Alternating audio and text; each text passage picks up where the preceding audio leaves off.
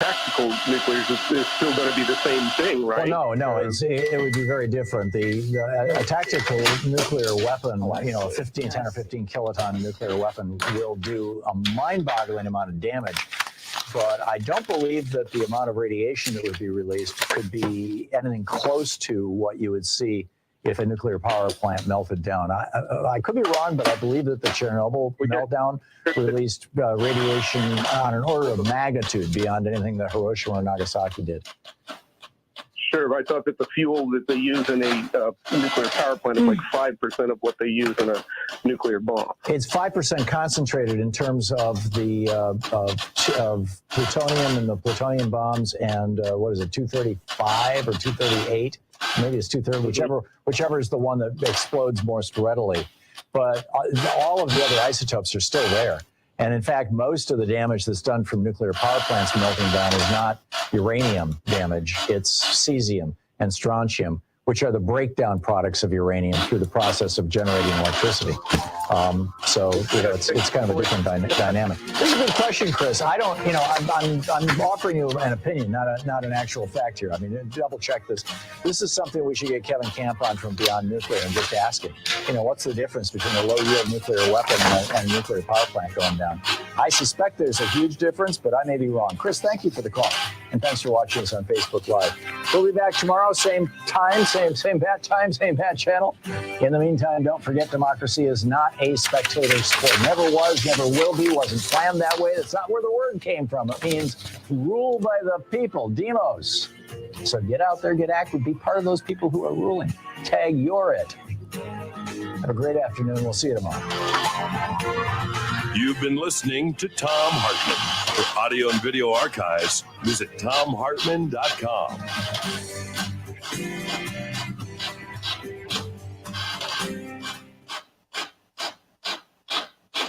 Attention, those of you looking to go on a fun vacation and see the world on the cheap. Today, the U.S. dollar is worth even more in other countries, so there's never been a better time to travel outside the USA. The dollar is worth over $1.30 in Canadian dollars, and it's the same for Australia. You can fly there today and have fun and maximize your travel dollar. Your U.S. dollar is worth over $3 in Brazilian reals, and it's worth over $18 in Mexican pesos. Plus, in Argentina, it's worth over $27 in Argentine pesos. Just think of the bargains you get. And the way you get the cheapest airfare to any destination is by calling Tickets That Cheap. Save up to 75% on your foreign vacation tickets. Don't wait. Call now. 802-317-1979. 802. Miss Jackson, I have Pastor Thurston up. Okay, then let us, That's 802. let's just, I want to make sure we need, Pastor Thurston, how are you? Astrophysicist Dan Hooper. How are you? I'm doing great. I just need you to find out can influence that if you can hear him. No matter what I Okay? do, no matter how I build my quantum machine, or no matter what I entangle or what That's I what this is for. Nothing I can do here. And I need you to bring the radio down just a bit so we can make sure that you can hear the pastor. Testing. Thank you. Is the radio better? Okay, Oh, yeah, have him yeah. Keep talking, please. Keep talking, Pastor Pastor Thurston? Thank you. Yes, ma'am. Contractors can't stop themselves from spending Okay, more she money just needs you to talk just a little bit more, just like ABC 1, 2, 3. Obligations. ABC 1, 2, 3, E, B, E, F, G, H, I, There J, you K, go. L, M, N, O, P, Okay. R, S, Okay, You can we're hear good. him? Yes, we're good. Y, Z. Okay, We're all ready to go then. good. Thank you. Okay. Sure thing. Perfect. is power. Pastor, I am trying to finish gives me the this. I wake up. I need to know what happened. I turn on the radio. Information is power. WCPT 820, where facts matter. This is AP News. I'm Rita Foley. Search and rescue efforts still underway in Florida, almost a week after Hurricane Ian barreled ashore. At least 71 people are known dead in Florida, 4 others in North Carolina. The sheriff of hard-hit Lee County, Florida, Carmine Marcino, has this blunt warning for anybody thinking about looting flooded, abandoned homes. They might be able to walk into someone's home. They might. but they will be carried out. President Biden visits Florida on Wednesday. He was in Puerto Rico yesterday. The AP's Sagar Magani. Puerto Rico, where tens of thousands remain without power and water 2 weeks after Hurricane Fiona caused massive flooding, and 5 years after Hurricane Maria devastated the territory. They haven't been taken very good care of. They've been trying like hell to catch up from the last hurricane. The president's pledged the government will not abandon Puerto Rico, where 44% of its. You know what they're not asking about, Pastor Thurston? Poverty line. Saga. U.S. Virgin Islands. Three scientists won the Nobel Prize in physics this Which morning took for tremendous quantum devastation information during science. Hurricane Maria. What's that? Well, experts say it can have applications in the field of You know, encryption, but they're for blacker, example. right? And the winners are. Yes, ma'am. You It's know, interesting. I just They keep showing us over and over. I mean, In I Kyiv, just think the capital of you have to Ukraine, they're mention. giving evacuation I'm going to centers reach out to for someone from the Virgin iodine Islands to in see case of a nuclear how they're strike on the doing. city. And I'm not This is saying that, amazing. because Puerto Rico's Experts treated as say a those colony. pills That's a can horrible block thing, harmful what we're doing radiation in to some Puerto places. Rico, right? North Korea fired a So ballistic there's missile over that, Japan but- this morning, forcing Japan to issue evacuation notices. This is a nuclear-capable weapon. This is A lot of humans, a little bit of humanity. Oh. Former President Trump is suing CNN. The AP's Oscar Wells Gabriel. The price tag on the lawsuit, we have to have a lunch. $475 million. That is how much ex-President Donald 'Cause I Trump and CNN should think have I figured paid him one for or two things defaming out. him. The suit is filed in Florida and centers on the Oh, phrase, yeah. "The big lie," I was like, for this is false it. claims This is what of this is. I widespread think. fraud in the I think. 2020 presidential election that put Joe Okay. Biden in the White House. However, I think. I'm here. I'm in town. Oh, I know you can't wait now. No, you're like, Right. Fraud. I'm Oscar Wells Gabriel. I'm here tomorrow, and then I'm headed to Miami, and then I'm back in town Saturday. The fourth highest monthly price on record. Oh my according to gosh. JD Power. Auto And you're going down there interest to rates hit preach. 5.7%. I've got to lead a quick workshop on Friday. Oh, wonderful. This is Wonderful, 820 AM, wonderful, CPT wonderful. Willow Springs. Okay. And streaming worldwide. Well, you know what? at Let's shoot WCPT820.com. for We are Chicago's progressive something talk, tomorrow. where facts matter. Okay. Now, Let's do that. I love it. 820 Oh, yeah. Chicago traffic update. Because everything. Once I did this, everything made sense to me. I said, this makes sense. Mechanical problems. Next train scheduled. Everything makes sense.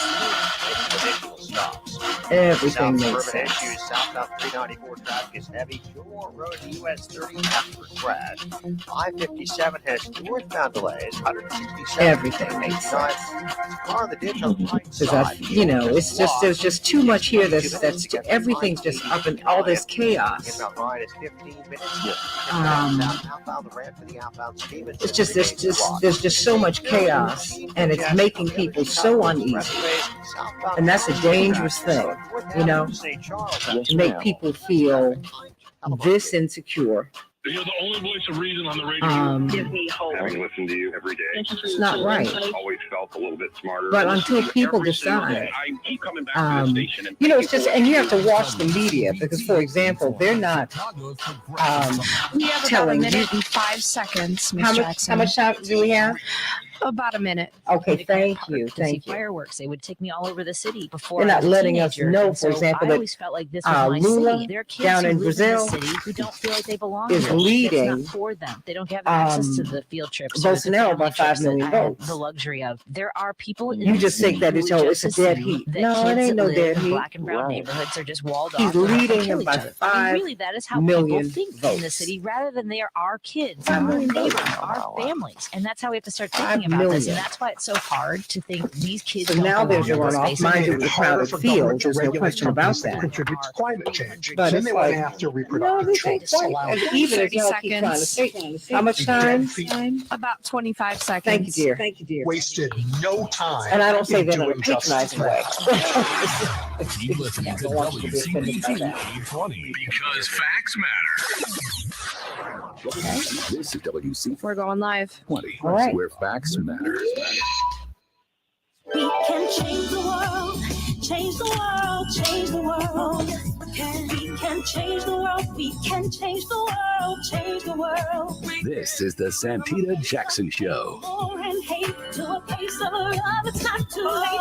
Gotta save the children. We can't wait. Let's change the world. I am green. Hey, everybody. Welcome to the Santita Jackson Show. It is Tuesday, October 4th, 2022 on WCPT 820, the nation's largest progressive talk radio station, and AM 950 radio, the voice of progressive Minnesota.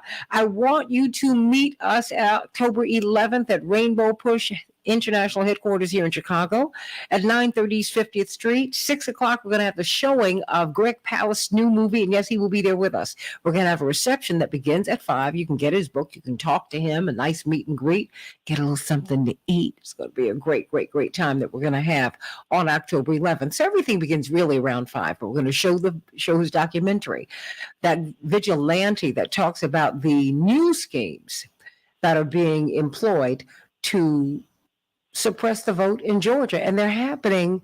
These schemes are being enacted all over the country. And of course, we're going to have Attorney Darrell Jones to talk to us about voter caging. And what is that? Well, you're going to find out all of the schemes that are being employed that are going to try to deny you the vote. You know what they say? Plan your vote and then vote your plan. Do you have a voting plan? You need to have one. Start here. Go to vote.org. Find out if you've been purged from the voter rolls. Vote.org. And then while you're there, you can find out where you can go vote. In Chicago, during the primaries, we found that more than 100 precincts had been closed. More than 100, affecting more than 100,000 voters. So you need to know all over the country, everybody who's listening to us in Atlanta and in Minneapolis, St. Paul, and in Chicago, and in Los Angeles. You all are all over the country listening, down in Alabama, down in Tennessee. I want you to go to vote.org and find out if you've been purged from the rolls. And then you need to find out if you need to get registered for this season. We're going to have John Nichols, of course, and we're talking about the Supreme Court. The Supreme Court is going to be looking at voting rights, affirmative action, so many cases of consequences. All the things that we fought for in the civil rights movement are at stake. It's a very, very conservative court, although you have 4 women on the court, first African-American woman on the court. The fact is, it's a heavily conservative court that is disinclined to save your civil rights. So we got to talk about that today. I want you, Miss Wanda, sending you much love, Miss Wanda Wagers down there in North Carolina. You're in a tighter than this race. That's right. You could get a wonderful senator out of North Carolina, but we'll see. We'll have to see. So everybody call me at 773-763-9278, 773-763-9278. And of course, we're going to try and talk to Professor David Gibbs and Bryce Green today about Ukraine. What is happening there? Why are peace negotiations not on the table? They should be, right? Don't you think? 773-763-9278. Who's making money off of this war? You need to ask those questions always. 773-763-9278. Let's get right to it. In Chicago, it's going to be 71 degrees, sunny. Minneapolis, St. Paul, 77 degrees, mostly cloudy. In Major League Baseball, as that season winds down, as the playoffs wind up, the White Sox 3, the Twins 2, and Cincinnati 3. The Cubs 1. Better luck next year. I'm praying for us. NFL. The Rams, well, they were routed by the 49ers. The 49ers 24, the Rams 9. Everybody, the Capitol riot is, kind of at the top of the list. What is going on there, everybody? We do not know. We do not know. The trial of 5 alleged members of the Oath Keepers, the far-right militia accused of plotting to attack the U.S. Capitol, January 6, 2021, began yesterday. In the dramatic first day's opening statements, the Justice Department said the defendants sought to stop by any means necessary the lawful transfer of presidential power to President Joe Biden. What do you make of that, everybody? Hurricane Ian, 6 days after this hurricane left parts of southwest Florida in ruins. 100 people dead. No, at least 101 people dead. Search and rescue teams are going door to door looking for survivors. 1,900 people have been rescued. Officials said on Monday this is the costliest storm in the history of the state. In some cases, government officials dealing with recovery efforts are among those who lost their homes. Wow, God bless them, everybody. Japan urged residents to take shelter today after North Korea fired a ballistic missile without warning over the country for the first time in 5 years. Experts say the highly provocative and potentially dangerous act by Kim Jong-un, by his administration, represents a major escalation in its weapons testing program. 765, that's how many points the Dow rose on Monday. It's been a very volatile time. I don't know how you're doing with the stock market, but it certainly is enough to make everybody nervous. Kicking off the month of October with more treats than tricks, as they say on CNN, for investors. The Dow's 2.7% increase marks the highest gain since mid-July, as they have been falling. As the Fed pushes to get wages down, there is a study that shows that CEO pay has soared by 1,460% since 1978. Wow. What do you think about that, everybody? The Economic Policy Institute gave us this information and now we're finding that the United Nations is urging central banks to stop the rate hikes, which will promote unemployment, everybody. And there's another analysis that shows that there is ongoing price gouging by oil giants, everybody. Big oil is boasting record profits and dragging their feet to pass any lower costs on to consumers in an effort to keep padding their investors' pockets. That is according to accountable.us. And those are some of the headlines on the Santita Jackson Show. Going to get some good news from Pastor Stephen Thurston, the teaching pastor of the great Salem Baptist Church, the House of Hope. I love that House of Hope. I love Salem Baptist Church, and Pastor James Meeks and First Lady Jamel Meeks and their beautiful, beautiful family and grandbabies. Boy, it just keeps expanding. We love the Meeks family, and we love New Covenant. Hello. Oh, yes. Come on now. For sure. You know, I gotta send much love to your family. Been with them forever. My goodness. Your grandfather was one of my father's fathers in the ministry. And so we go back, wow, generations now, many generations. And so, you've got this wonderful book, Mirror Moments. How can we get mirror moments? You can head over to my website, Stephen with the PH, StephenJThurston.com. As soon as you go on the website, it'll pop up. I made it real easy.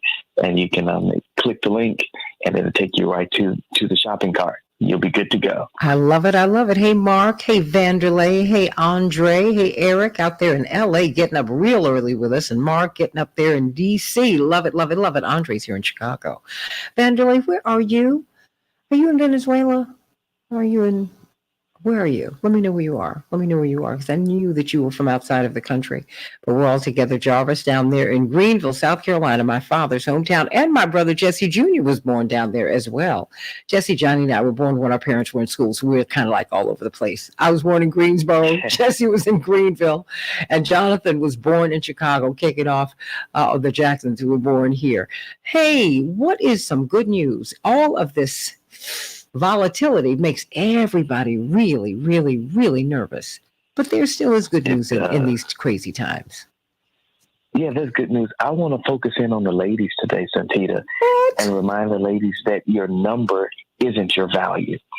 I want to focus in on the ladies because over the past couple of days, I watched a documentary focused on weight and body image in America that sought to give dignity back to women in light of the subliminal and not so subliminal messages that media often sends them. As I watched, it dawned on me how much individuals give their bodies value based on numbers, the number on the scale, as well as the number connected to the circumference of their waist. And some associate their value also with labels like obese, fat, and overweight, words that have become triggers for many. But someone needs to be reminded today that they are more than a category on a pie chart.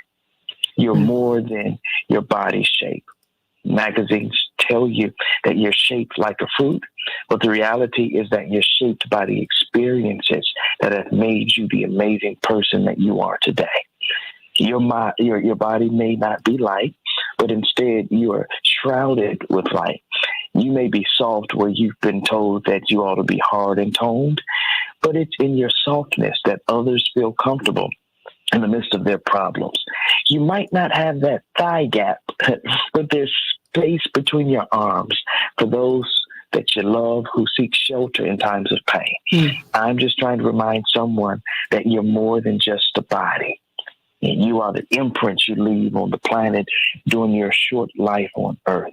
You are the heart that beats within the world for the things that you're passionate about.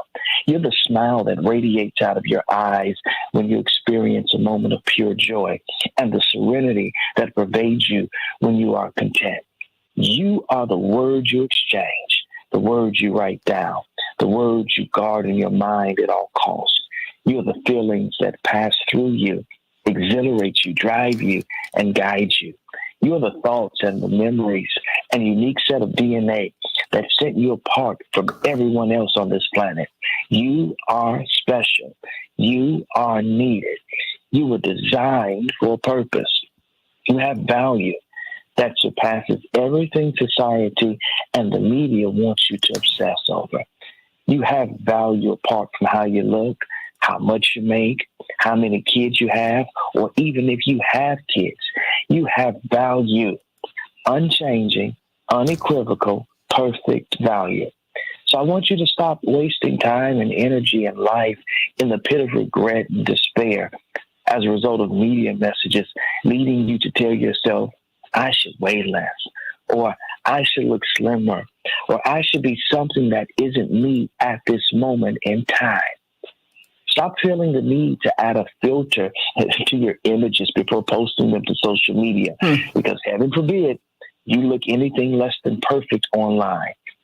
All of this feeds insecurities and spreads the toxic message to you that just as I am isn't enough. Being obsessive isn't healthy. Speaking negatively about yourself, whether it be out loud or in your head, that's not healthy. Striving for what society paints as perfection, that isn't healthy. But what is healthy is loving yourself exactly as you are. Making good choices for your physical and your mental health, that's healthy. So the next time you stand in front of a mirror, I pray that you see yourself through the eyes of love.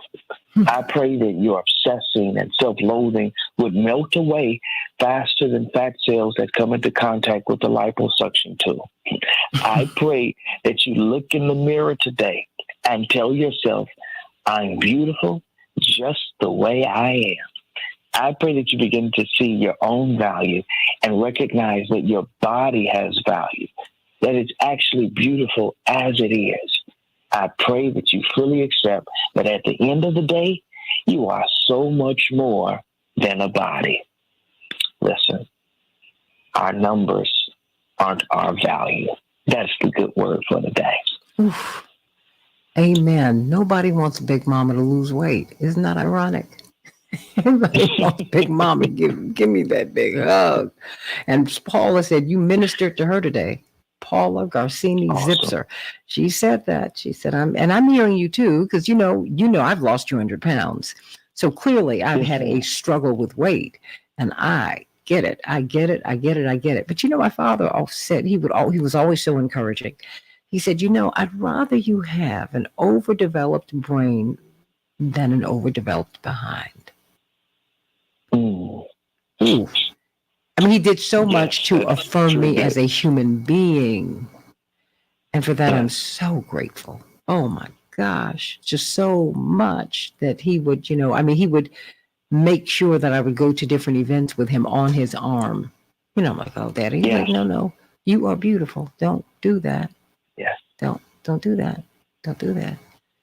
You're more than a behind. You got a brain. You're a person. You're a person. Remember that. Remember that. Thank you for that. Are you going to be on Facebook Live today? Yes, ma'am. I'll be on today at 4 o'clock rather than 3 o'clock. Okay. 4 p.m. I'll be on today. Haven't determined yet what we're talking about, but it's going to be something good. I can guarantee that. Tell you know what? I'd love to do a session with you about that, because I think that's such a real issue. I really, really, really, really would like to do that, because I think that we need, and I think women need to hear that from men. But I think that we need to affirm each other on that. Because yes, ma'am, for sure. Because, I have a friend who won't see a guy she hasn't seen in years because she's put on weight. And I said, well, wow, if he doesn't love you, he just, what's all that about? Just later for that. Because you just, at the end of the day, I saw a picture of my parents from college. They do not look the same. Yeah. They look great, but my mother, 5 kids, 10 grandchildren, all those years later, she's still a beautiful woman, but she doesn't have a 19-inch waist anymore. And guess what? That's if she got, not only that, if she got one, we'd all be alarmed. Be like, wait a minute, you're too small. Right. What's wrong with you? Yes, ma'am. No, Mom. Something's off here. We want some squishy squish. That's right. Yeah, I said it. Squishy squish. That's right. What time can we get you on Facebook Live today? I'll be on today at 4:00 Central Standard Time. 4:00 Central Standard Time. Of course, I'm saying this as I roll on to Dr. Shanina Knighton, registered nurse, infection preventionist, health guru. But yes, I said a little squishy squish. But I have a question for you today. And Pastor Thurston, thank you so much. Thank you so much. But this might be helpful to you too. Many of us during COVID have been trying to figure out, we were so busy trying to get COVID, we did not and could not take tests. Women, your mammograms, and men getting their prostates, and on and on and on. I mean, all of this stuff, we're grown people. And those of us who are not grown, you will be. And these are the things that you must do. And now they have different ways of going to the doctor, Dr. Knighton. And I'd like for you to talk about telehealth, because now they also give you the option of going to, when you might not see the physician on telehealth, but you can see a registered nurse.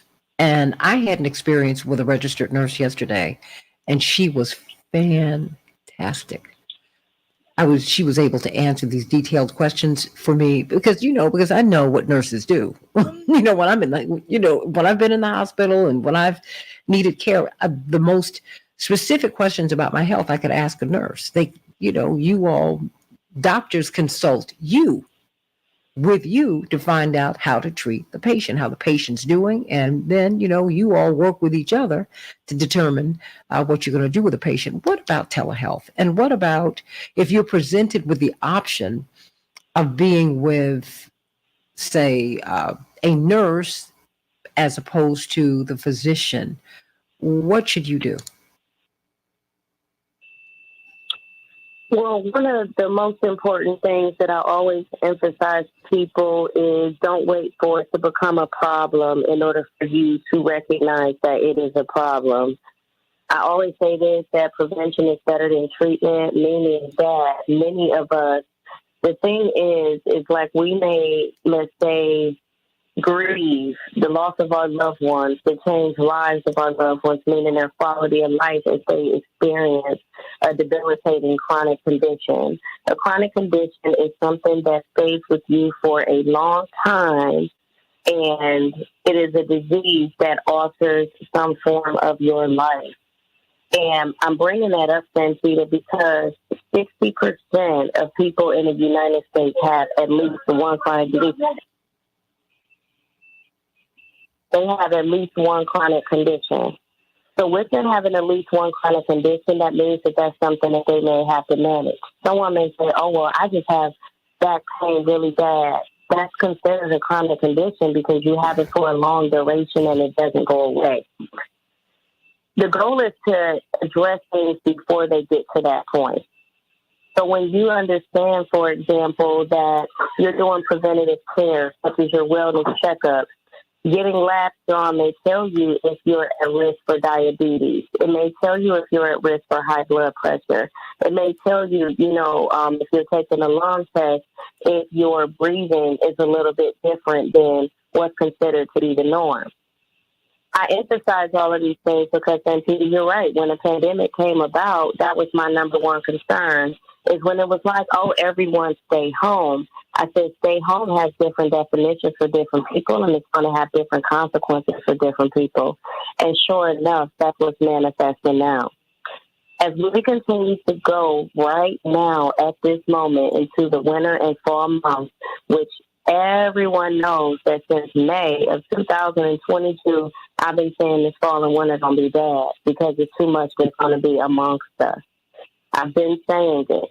As we go into these months and it starts to get deeper and deeper into these months and conditions to continue to get worse, it is very important that you consider, what do I need to get do I need to go, which is yes, get my physical, do my checkup, do my preventative care. If I understand my aunt passed away from cancer, breast cancer, then I need to make sure I'm screened. If I know someone that passed away from prostate cancer in my family and I'm a male, making sure that you're going to go be assessed for that. So it's just really being conscious of what's happening around you and recognizing that you too are part of that family history and want to be preventative and making sure that you're not at risk opposed to being at risk. And that's something that you will want to do on a regular basis, especially now because we know that COVID-19 triggers our ACE2 receptors. So if you have had the infection in your body, it very well may trigger something else that may have been dormant in your body. And so it's important to make sure that you are getting a checkup and making sure that you're evaluating your body on a regular basis. Everybody think about that. Because I always felt that there was something interesting about COVID. It's like it attacks you where you are. Whatever you got, it goes for. And it seems like it amplifies. But everybody, please get out here. Get your tests. Really, really, really, really. And even if you are uninsured, you can go into the county system. Get the tests. Get the test and find out how you are doing. Find out how you are doing. There are far more resources out here for you than many of us even know. And I'm going to start digging so I can start presenting them to you, because to me that's very, very, very important for us to really look into. All right, everybody. Dr. Shanina Knighton, everybody. Hey, Dr. Nina. Hey, Dr. Nina. HEYDRNINA. Follow her in social media. You're going to get a lot of information. She puts it right down there. As the old folks used to say, where the goats can get it. It's very, very understandable, and we just love Dr. Nina. We love her. We love her. Hey, everybody, coming up, let's talk about Ukraine. What's going on over there? Where's the money going? We have spent more than $67 billion, $200 every American has paid for this war. What's going on? What's the deal? What's the deal? And when will it end?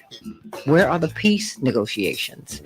As they're talking about nuclear war, they're continuing to amp this thing up instead of giving peace a chance.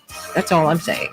So call me at 773-763-9278, 773-763-9278. Let's talk about what's happening in Ukraine on the Santita Jackson Show. And then, of course, I hope you will join us October 11th at 930 East 50th Street, the Rainbow Push International Headquarters. Greg Palast will be premiering his movie Vigilante as he tells us about the voter suppression schemes that are alive and well in Georgia and in a neighborhood near you. Go to vote.org. Find out if you're still registered to vote. Find out where you go to vote. Please, everybody, we got to vote. The midterms are 5 weeks away. 5 weeks away. If you don't vote, you've made a decision. You're letting someone else actually make a decision for you. So vote, vote, vote. And let's find out what's happening in Ukraine. Back with more of the Santita Jackson Show in just a minute.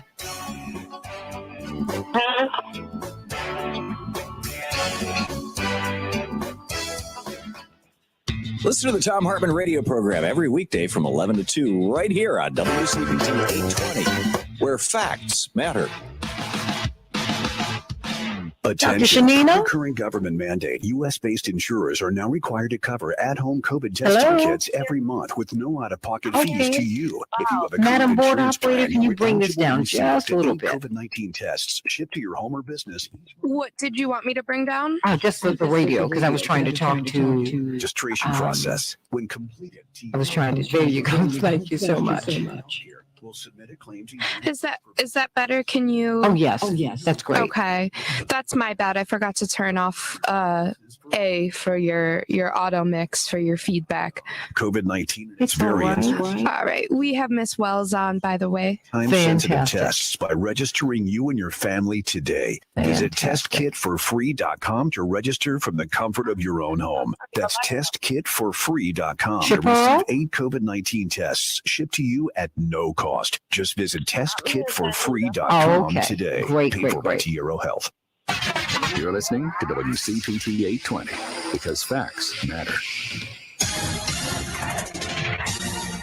You are listening to WCPT 820. Here's the latest Chicago traffic and weather update.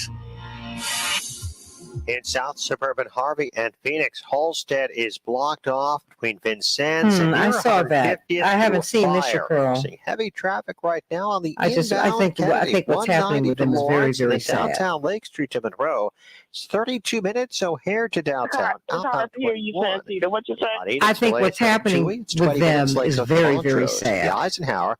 Now 40 minutes from 390 to downtown. Your stop and go from the Reagan to Woodbridge. What's happening with them is very, very, very sad. 44 minutes from the Veterans Memorial. Very sad. We have David Gibbs on, Miss Jackson. Thank you. To downtown. Traffic's heavy on the Bishop Ford starting at 130th, 16 minutes, 894 to the Verge. That's well, you know what? Look, it's all. Here's the latest Chicago very weather personal. Update. Fort stays some patchy fog possible early on, otherwise mostly sunny conditions with highs in the lower 70s. And it lets you know that abortion Fort's night, partly cloudy, is really a very personal issue. On Wednesday, partial sunshine with mid-70s for high temperatures. It's a personal and issue. Thursday, Is he a chance for some yeah. showers Sure. developing with highs around 70. Much cooler Friday, low 50s. Yes. From the Weatherology Weather what you Center, gonna do? I'm meteorologist Michael Carroll. Right now, it's 48. He is, yeah. For years, the But special he's also a got disturbed whatever guy. they wanted in Washington. And But that's why I said, That you all need to changes leave right these now issues because Congress just passed the Inflation to people Reduction Act, and to President make Biden these- signed it to into make law. these, Here's what that means for to you. do these things for First, themselves. Medicare can now finally. You know, I just. You have about a minute and 20. Okay, do we have cost Mr. a Green? fraction of what they do today.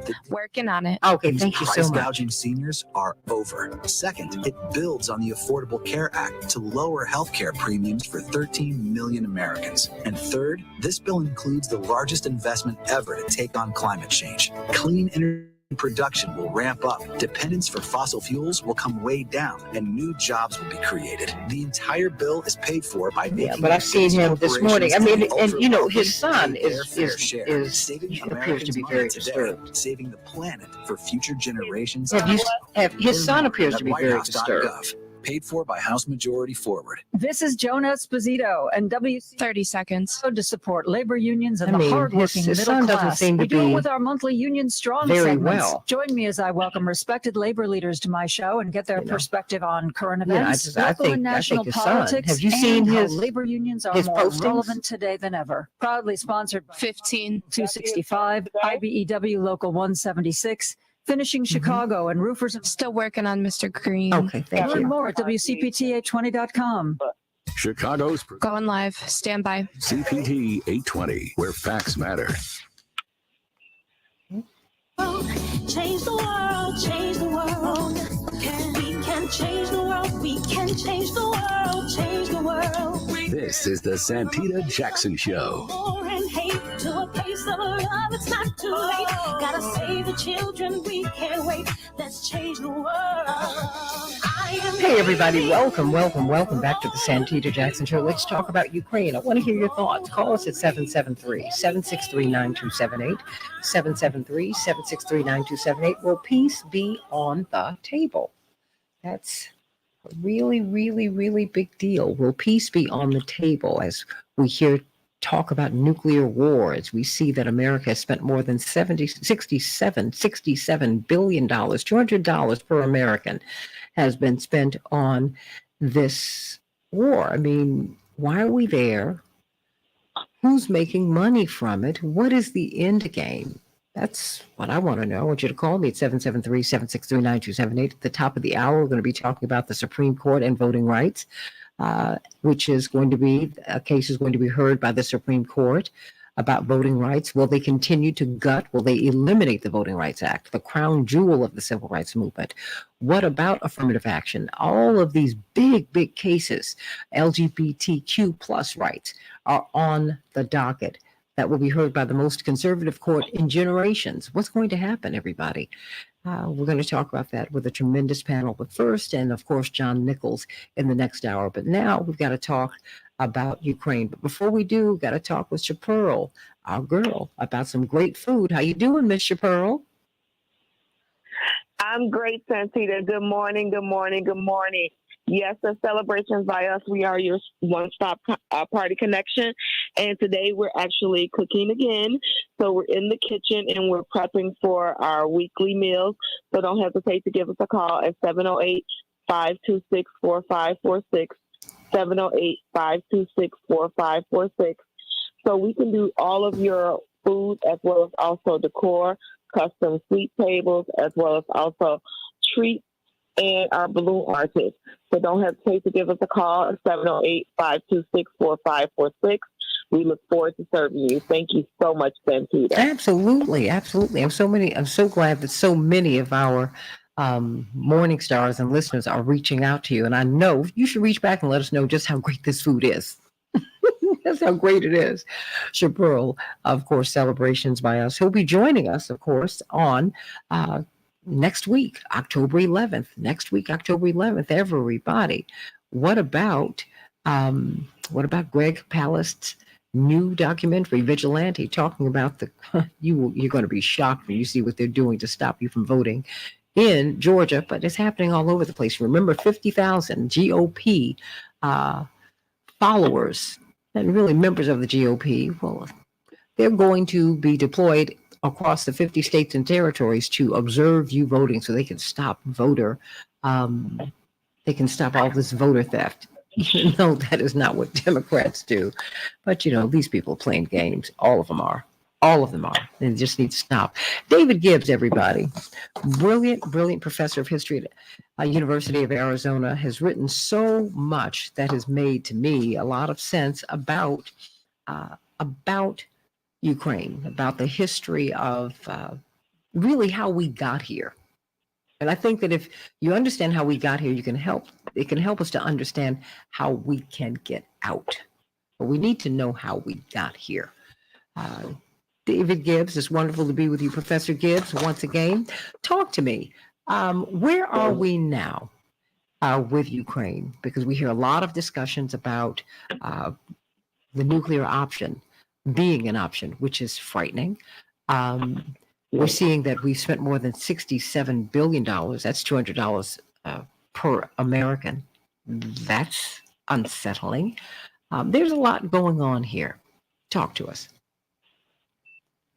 All right. Well, you have indeed had a ratcheting up of danger to the world.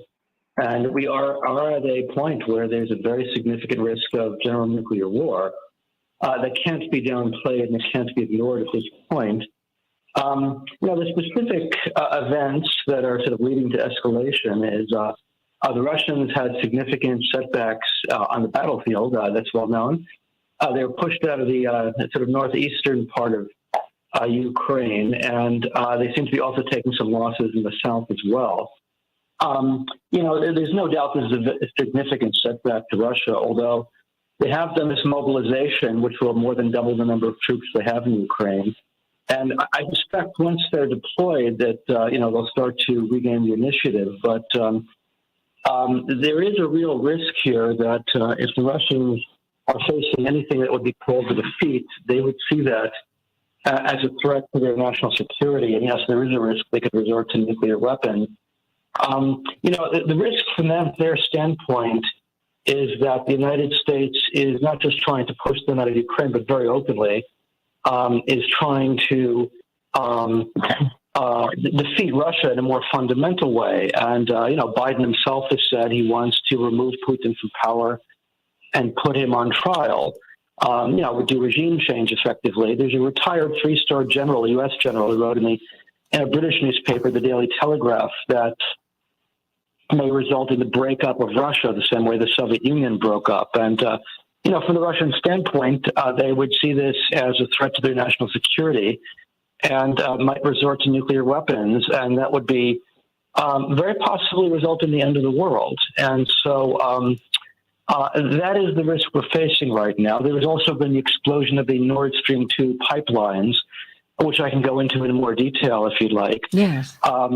Which scuttles the possibility of any kind of rapprochement between Russia and Germany. There was always the possibility that Germany could change its mind, could end the sanctions against Russia or its participation in the sanctions in exchange for a resumption of Russian gas shipments. Russia was a major supplier of German natural gas, on which they depend economically. That possibility has been prevented by the destruction of the Nord Stream pipelines. And so what I'm seeing here is an inexorable movement to military escalation. I'm seeing nothing on the horizon suggesting the possibility of a negotiated compromise settlement, which is unfortunate because I don't see this ending well if we continue on the road to escalation.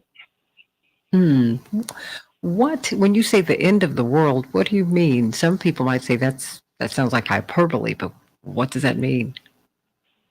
Regrettably not. It should not be forgotten Russia has 6,000 nuclear weapons, of which I believe 1,500 are deployed on a high level of readiness. The United States is a comparable force. The scenario would be if Russia is facing outright defeat in Ukraine, with the possibility this would then be used by the United States to bring about regime change or possibly to break up with the Russian Federation, again, which has been openly discussed. If that were to either be on the verge of occurring, I would assume Russia would probably do something like use low-yield, so-called tactical nuclear weapons in Ukraine, possibly maybe over the North Atlantic or something as a warning to the United States. The United States has already said through David Petraeus, who he's a retired general and CIA director, but I would think it's likely he was speaking for the Biden administration informally. He said that if Russia were to make any use of nuclear weapons in Ukraine or elsewhere, the United States would respond with its vastly larger air force, destroying, throughout Russia's nuclear, military capability, and we would easily destroy them. What he didn't mention, of course, is that Russia can retaliate against that. They have nuclear submarines that are pretty close to invulnerable, from which they could launch nuclear weapons in retaliation. Petraeus was talking as if, the U.S. would use its vastly superior air power, which is vastly superior, and end Russia's capacity to act militarily, and that would be the end of that. He doesn't discuss the likelihood that would result in Russian nuclear retaliation against the United States. Firing nuclear weapons against the United States and against NATO, resulting in, U.S. and NATO counterstrikes against Russia, and that's effectively the end of the world. We're talking with with Professor David Gibbs from the University of Arizona, professor of history, as we talk about what's happening what is NATO? Is NATO the United States? I mean, who is at war here, Professor Gibbs? Well, NATO is a joint alliance formed originally in 1949 that integrated the countries of first Western Europe and since the end of the Cold War, most of Eastern Europe, into a U.S.-led military alliance with the pooling of military resources. In terms of who runs NATO, there's never been any doubt. Since 1949 up to the present day, the United States is very much in charge of NATO. The commander of NATO in a military sense has always been a U.S. four-star general, the Supreme Allied Commander Europe, SAC-EUR.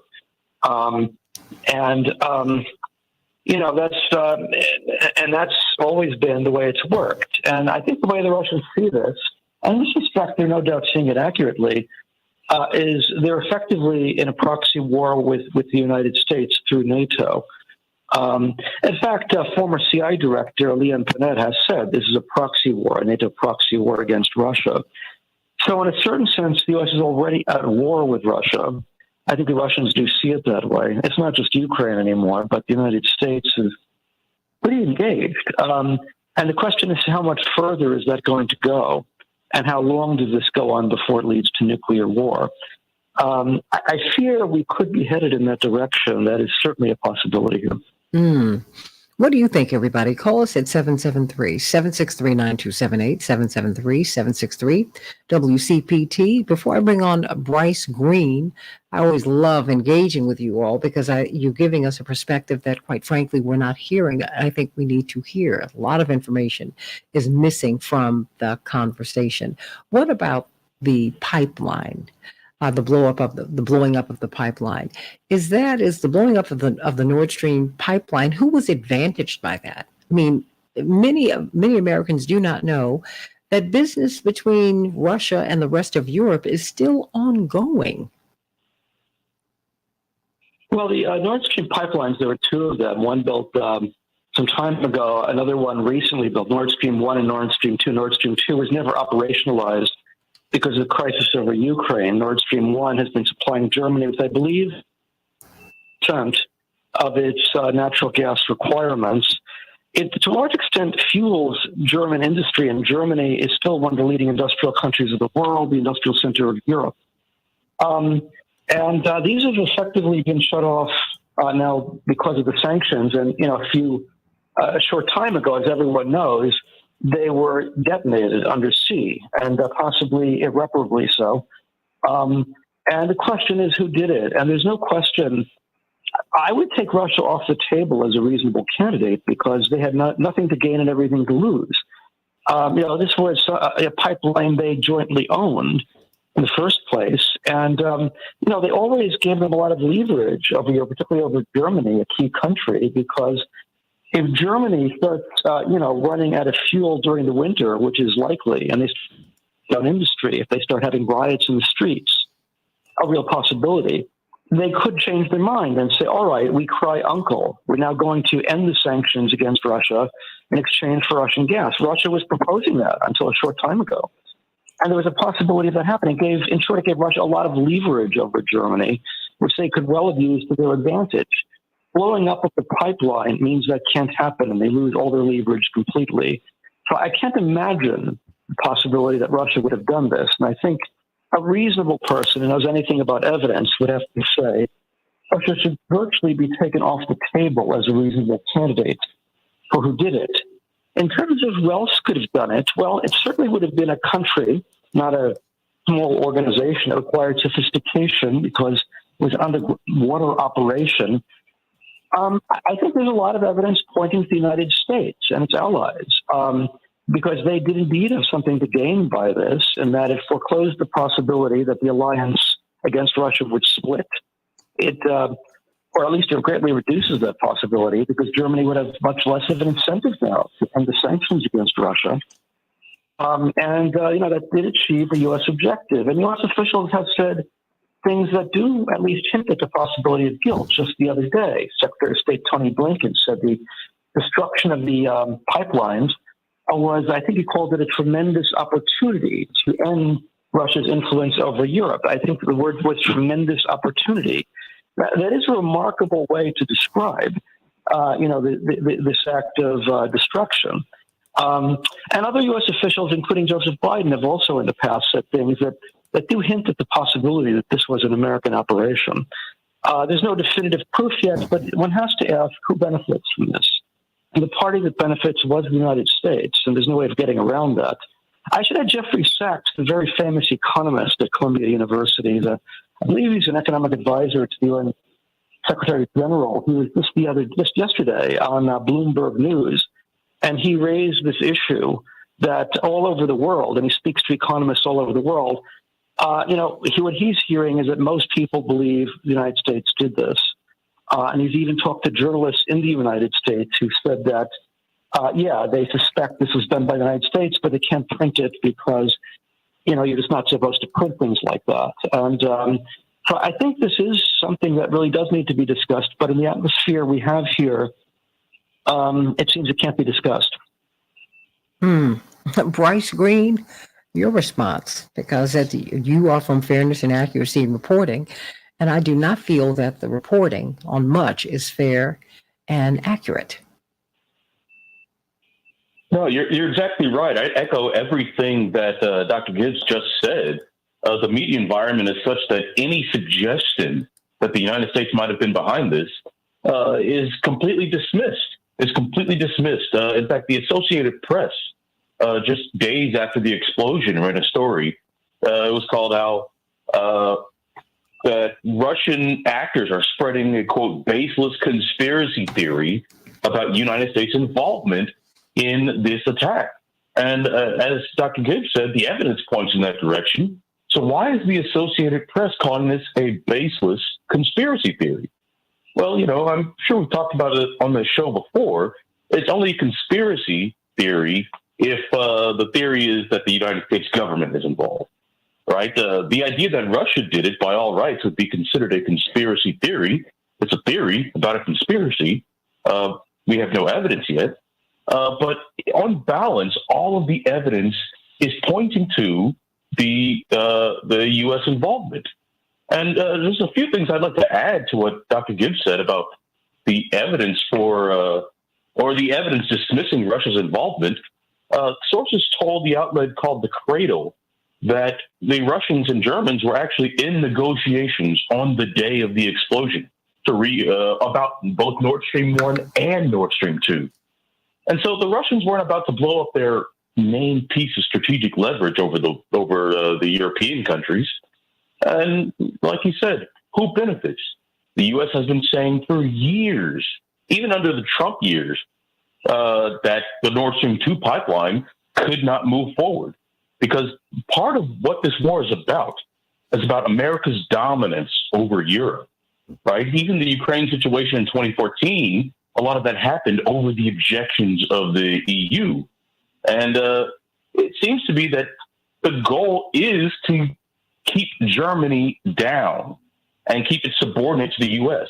If the Germans can't buy natural gas from Russia, well, where do they have to buy it from? Western firms. And of course, you know, they're probably elated right now, given all the, given the German lack of dependence on Russian oil now they can't use it. So they're probably seeing dollar signs in their eyes. But none of this, of course, is mentioned by the Western media. It's dismissed. The only person to talk about this on Western media, other than, you know, briefly Jeffrey Sachs, was Tucker Carlson, you know, an unprincipled white nationalist. But everywhere else in the media environment has been completely uniform. Russia did this, and the U.S. needs to be ready to respond. This is a very dangerous situation. It's ratcheting up the tensions. It's taking away any chance of an off-ramp in this conflict, and it increases the risk for the end of the world. Professor Gibbs, what's next? I mean, what's behind nuclear war? I mean, how do you even come back from that? I think we're not, fortunately, I don't think we're at that point yet, although it could arise fairly quickly. I think people are overstating. I mean, there's no doubt Russia has had setbacks. I think people are overstating them. One of the roles of the press, I think, has been to sort of keep up morale and keep up public support for the war. And there's always kind of a rah-rah tone to it.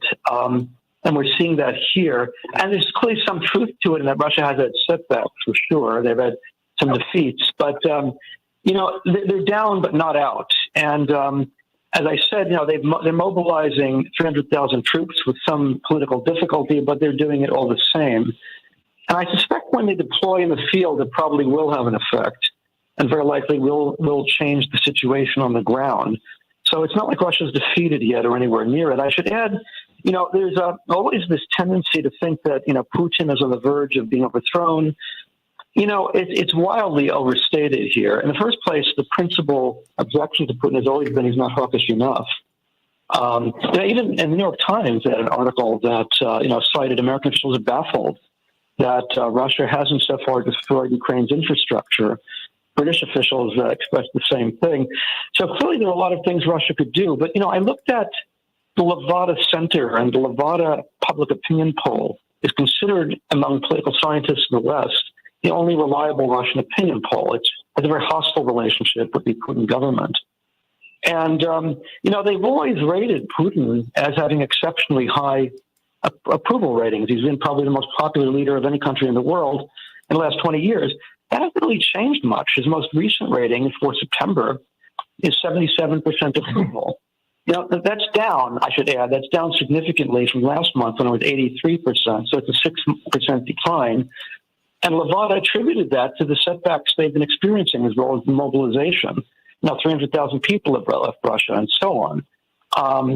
But there's a tendency to think this means he's on the ropes politically. And the evidence from Levada doesn't show anything like that.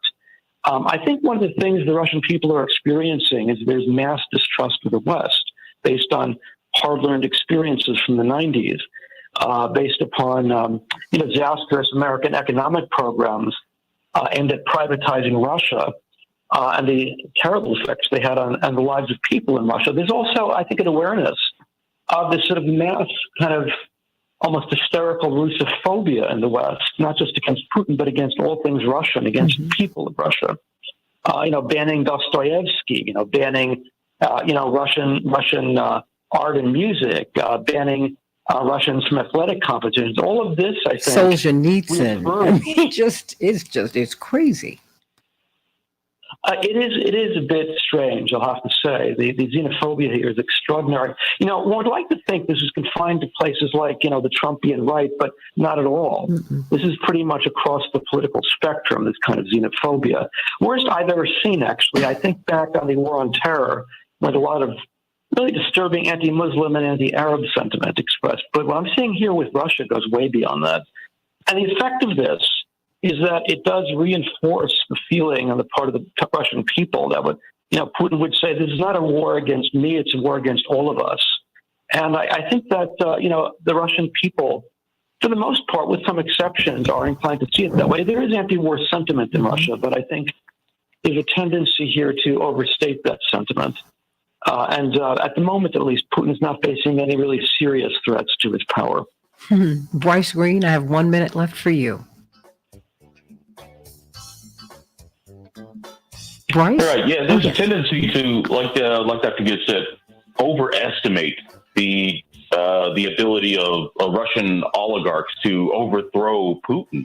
But what people don't realize is, like he said, Putin is the main criticism of Putin is that he's not hawkish enough, is that he's not going all in to take Ukraine, is that he is fighting the war with, despite all the destruction, sort of kid gloves. I mean, when the United States invades a country, we bomb sewage plants, we bomb electricity, we bomb communications, we shut down the country. I mean, look what happened to Iraq within the first couple of weeks. And U.S. officials were very confused as to why Russia isn't doing that. And it's because Russia doesn't necessarily want to destroy Ukraine. They want to keep Ukraine. And U.S. officials, they seem to think that if we push Russia into a corner, eventually either he'll capitulate or he'll be overthrown. Now, this is a huge gamble. It's a dangerous gamble, one that's really not likely to play out the way the United States thinks it will, and it only increases the risk for nuclear war. And if the U.S. media refuses to tell people, to give people an accurate picture of it, well, you're going to continue to see American sentiment be wildly out of touch with reality. A lot of Americans seriously think that you can beat Russia in this war if we just give Ukraine enough weapons. Well, as we've seen, as we said, that's probably not likely to happen. And so if there's any chance for peace, it requires people to have a clear-eyed understanding of what's really at stake here. Are we really going to blow up the world over who controls southern Ukraine? Is that really what we're going to fight, what we're going to go out for? I mean, we feel realistic about it. Let's be realistic.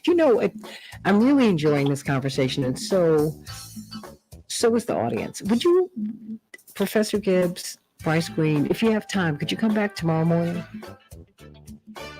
Yes, I can do that. I can come back tomorrow morning. The reason I'm doing this is because, we see the discussion about Ukraine all over corporate media, but we don't hear a full discussion about it. It's costing you money, Americans money. But it's also costing us credibility, and it's costing the world peace more than that.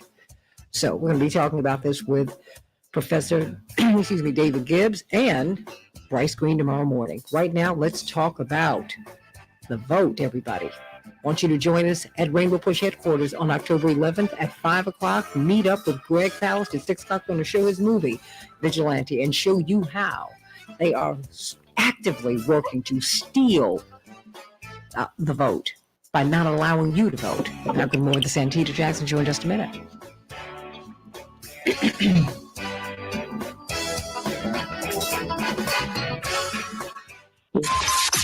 Okay. WCPT replay. Dr. Gibbs. You know what Tucker always does, And Joan, is Bryce he just Green, asks I am going to questions send you a like, note, how but do we know tomorrow Russia morning did at this? 6:30. How do we know these are props? I'm just asking questions. Excuse me, same He sits time. in that studio, Because I Joan, think and it's he never important for brings us on to have anybody this who is conversation capable and of for you to going give at it out with this them. And he information. just is mean And people should do cruel with every it what night they to will, people. but at So least they why have it. do over 3 million people watch his show? That's what terrifies me, Joe. Well, because you I'm going to let you guys and go. independents, I can't hear you've got a anything number of right different now. cable options. If you're a conservative and you're a mega head, every night you got one option, baby. It's the only game in town for the Republican Party base. And Joan, I used to be in that world. They lie. There's value. There's profits in lying to their audience, and they do it well. Keep listening to WCPT 820 because facts matter.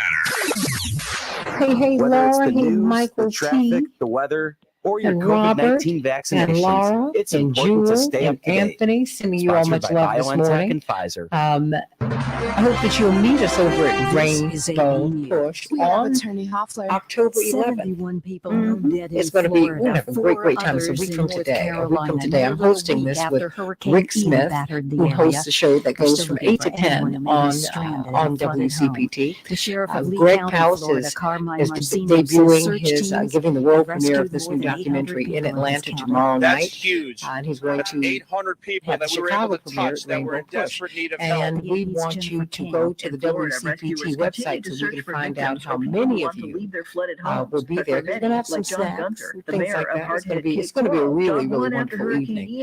And you'll get a chance to talk with Greg Palast himself about voter suppression and vote theft. Florida Power and So Light let's get says the right to it, utility expects everybody. to have power restored Okay.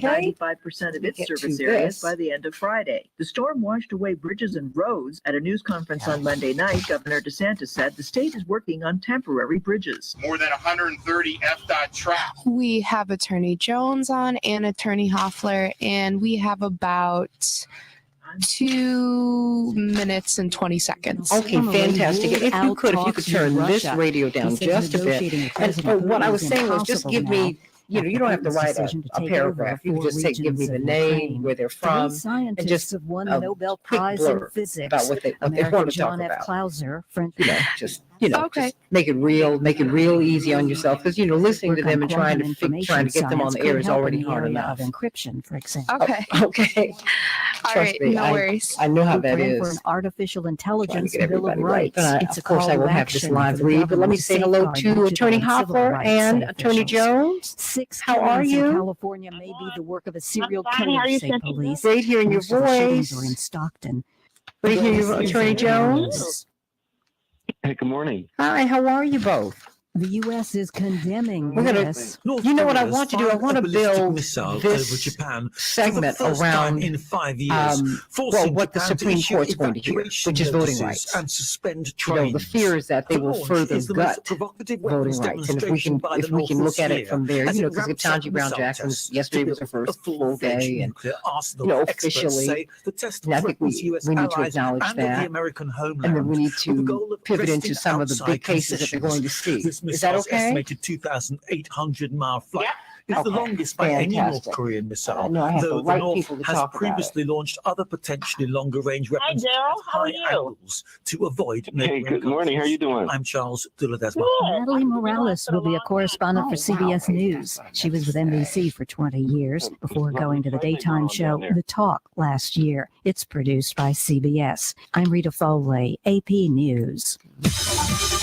This is 8:20 a.m. WCPT Willow Springs and streaming worldwide at We have about 1 minute. Thank you so much. We are Chicago's progressive talk, where facts matter. Now, your WCPT 820 Chicago traffic update. In the south suburbs near Harvey and Blue Island, there are closures in place around 151st and Halsted due to a fire. We're seeing major delays on the Eisenhower Expressway. Inbound delays start at Mill Road. It takes an hour and 2 minutes. My mistake. We have more time. Okay, if you can bring the radio down just a bit so that I can speak to attorneys 51 Jones and downtown Hoffler, at that would be 390. great. Is the doctor? No, of course. Is the doctor still on? Lasky. The agency. The caller? Yes. Okay. Yes. All right, Kennedy, I will go to 49 him. minutes O'Hare to downtown, 17 Town from hall meeting Montrose, for workers' 14 rights. the Okay, if you Express. can just Stevenson, well, I an will, hour from the that you Veterans let him know Memorial that he has South about a Lakeshore minute, Drive. It's minute also and a heading half 126 for to his 53 comments, with okay? a crash on the right shoulder. That's traffic. I'm Telemonte. Wendy's new homestyle French toast sticks are so good, some are saying they're better than their mom's French toast. Perfectly crispy on the outside, perfectly fluffy on the inside, perfectly perfect in every way. Try Wendy's new homestyle French toast sticks today and see if they're better than your mom's. That's the sound of the ComEd Energy Efficiency Program. Okay, now you have about 1 minute. Okay. Debates on Energy Star appliances. Okay. CK, are you going to make it to Greg's premiere? To a home full of savings. Discover more ways to save at ComEd.com/home savings. Okay, CK, I need, powering lives. Madam Board Operator, I This need is you to bring Joan the Esposito, radio and here down a at little bit more because I want to make sure I can we hear really love pets. attorneys So much Jones that we're and Hoffler spotlighting an clearly adoptable and little oval loudly. dog or cat every month. Our friends from the Anti-Cruelty CK? Society. Thank you. CK? Okay, I can hear you now. Oh, I okay, can hear great. you now. Attorney Jones? Yes, good morning. Oh, okay. Now, are you on a speaker or a headphone? No, I'm on the mic. Okay. Is it possible? Can I hear you on? About 10 seconds. Stand Okay. by. Or just make sure you stay in the mic, okay? Santita, I plan on going to Greg. You're talking about Greg Palace. Yeah. Premiere. I plan on going to that. Okay, fantastic. You know, we're going to have it at Rainbow Push next week. Change the world, change the world. We can change the world, we can change the world, change the world. This is the Santita Jackson Show. War and hate to a place of love, it's not too late. Gotta save the children, we can't wait. Let's change the world. I am Hey, everybody. Welcome back to the Santita Jackson Show. I am Santita Jackson coming to you from WCPT 820, the nation's largest progressive talk radio station, and AM 950 Radio, the voice of progressive Minnesota. I want you to call me at 773-763-9278, 773-763-9278, and meet my morning stars on the Santita Jackson Show YouTube channel. Everybody over there, Paula, Jewel, Michael Ann, Laura, everybody, Linear Bob, make sure, Robert, please, Andre, like and share the show. And we are also on the Santita Jackson and Friends page. I want you to become my friend on Facebook. I can only do it on the Santita Jackson and Friends page. Santita Jackson, I've got like 5,000 requests. I've got 5,000 friends. I cannot, then they won't allow me to, if I take a friend, they kick somebody off. Please go over to Santita Jackson and Friends. I mean, and it's something that they do automatically. So please go to Santita Jackson and Friends and be my friend, and meet me on Twitter at Santita J. Everybody, become my friend, please. Meet me, join me at Santita J on Twitter. And I'm on LinkedIn and Santita Jackson IG. Santita Jackson IG. I promise you I'm going to become more active there. Everybody, we're going to be talking about the Supreme Court. The Supreme Court's going to be looking at some issues of tremendous consequence: voting rights, LGBTQ plus rights, affirmative action, whether they're going to be allowed to use race as a factor in college admissions. There's a lot going on. I hear a little something in the background. So everybody, call me at 773-763-9278, 773-763-9278. Voting rights, 5 weeks away from the midterms. They're central to what we're talking about. So we want you to meet Greg Palast. Yes, Greg Palast will be at Rainbow Push, and we will be hosting WCPT's Rick Smith. He's on from 8 to 10 here on WCPT. Brilliant guy, trucker, and a brilliant broadcaster. And we will be at Rainbow Push a week from today, October 11th. Please go to WCPT we're not going to turn anyone away. Go to WCPT820.com. But we want to get an idea of how many people will be there so you can get a little something to eat, right? It's going to be a nice evening. Everything begins at 5. You're going to have a meet and greet with Greg Palast at 5 o'clock. And then at 6 o'clock, we're going to see his latest movie, Vigilante, in which he talks about the attempt to keep people from voting in Georgia. But there's an application to what he is seeing all over the country. So remember that. Dedicating the show today to Sachin Littlefeather. You remember she was the Native American actress who declined the Oscar on behalf of Marlon Brando. And the Academy has apologized to her. We found out that John Wayne, the iconic John Wayne, had to be physically restrained from beating her behind stage. Wow. It's a whole lot, but she had a lot of courage to do that more than 50 years ago in her early 20s. Born Marie Louise Cruz in Salinas, California. She went on to become an actress, and she gained a lot of notoriety, but for that act. But what she was trying to do, along with Marlon Brando, was highlight the unfair treatment, the stereotyping of Native Americans in American cinema. And we thank God for her life. She transitioned from breast cancer, according to her family. Everybody in Chicago, we're going to have a high of 71 degrees. It will be sunny today. Minneapolis, St. Paul, 77 degrees, mostly cloudy. In Major League Baseball, the White Sox faced off against the Twins, and the White Sox were triumphant last night, 3-2. Cincinnati triumphant over the Cubs, 3-1, and the 49ers 24, the Rams 9. Hurricane Ian, wow, the costliest storm in the history of the state of Florida. 6 days after Hurricane Ian left parts of southwest Florida in complete ruins. Search and rescue teams are going door to door looking for survivors. At least 101 people have been killed and 1,900 have been saved. Japan urged residents to take shelter today after North Korea fired a ballistic missile without warning over the country for the first time in 5 years. 765. That's how many points the Dow rose on Monday after a volatile month, everybody. Kicking off the month of October with more treats than tricks, according to this CNN report. And everybody, as the Fed is pushing to get wages down and to get you less employed, there is a study from the Economic Policy Institute that shows that CEO pay has soared by 1,460% since 1978. So your wages have not moved since 1978, but their pay has been raised by 1,460% since 1978. You can't make it up, everybody. To step back from the edge of recession, the United Nations is urging central banks to stop rate hikes and to save people's jobs and to save people's lives. Their greed knows no bounds. That is according to many progressive activists who are looking at a study from accountable.us that shows that ongoing price gouging by oil giants is going unchecked. This is the government watchdog group that published a new briefing analyzing fossil fuel corporations' continued price gouging, everybody, even as crude oil prices fall to their lowest levels since January.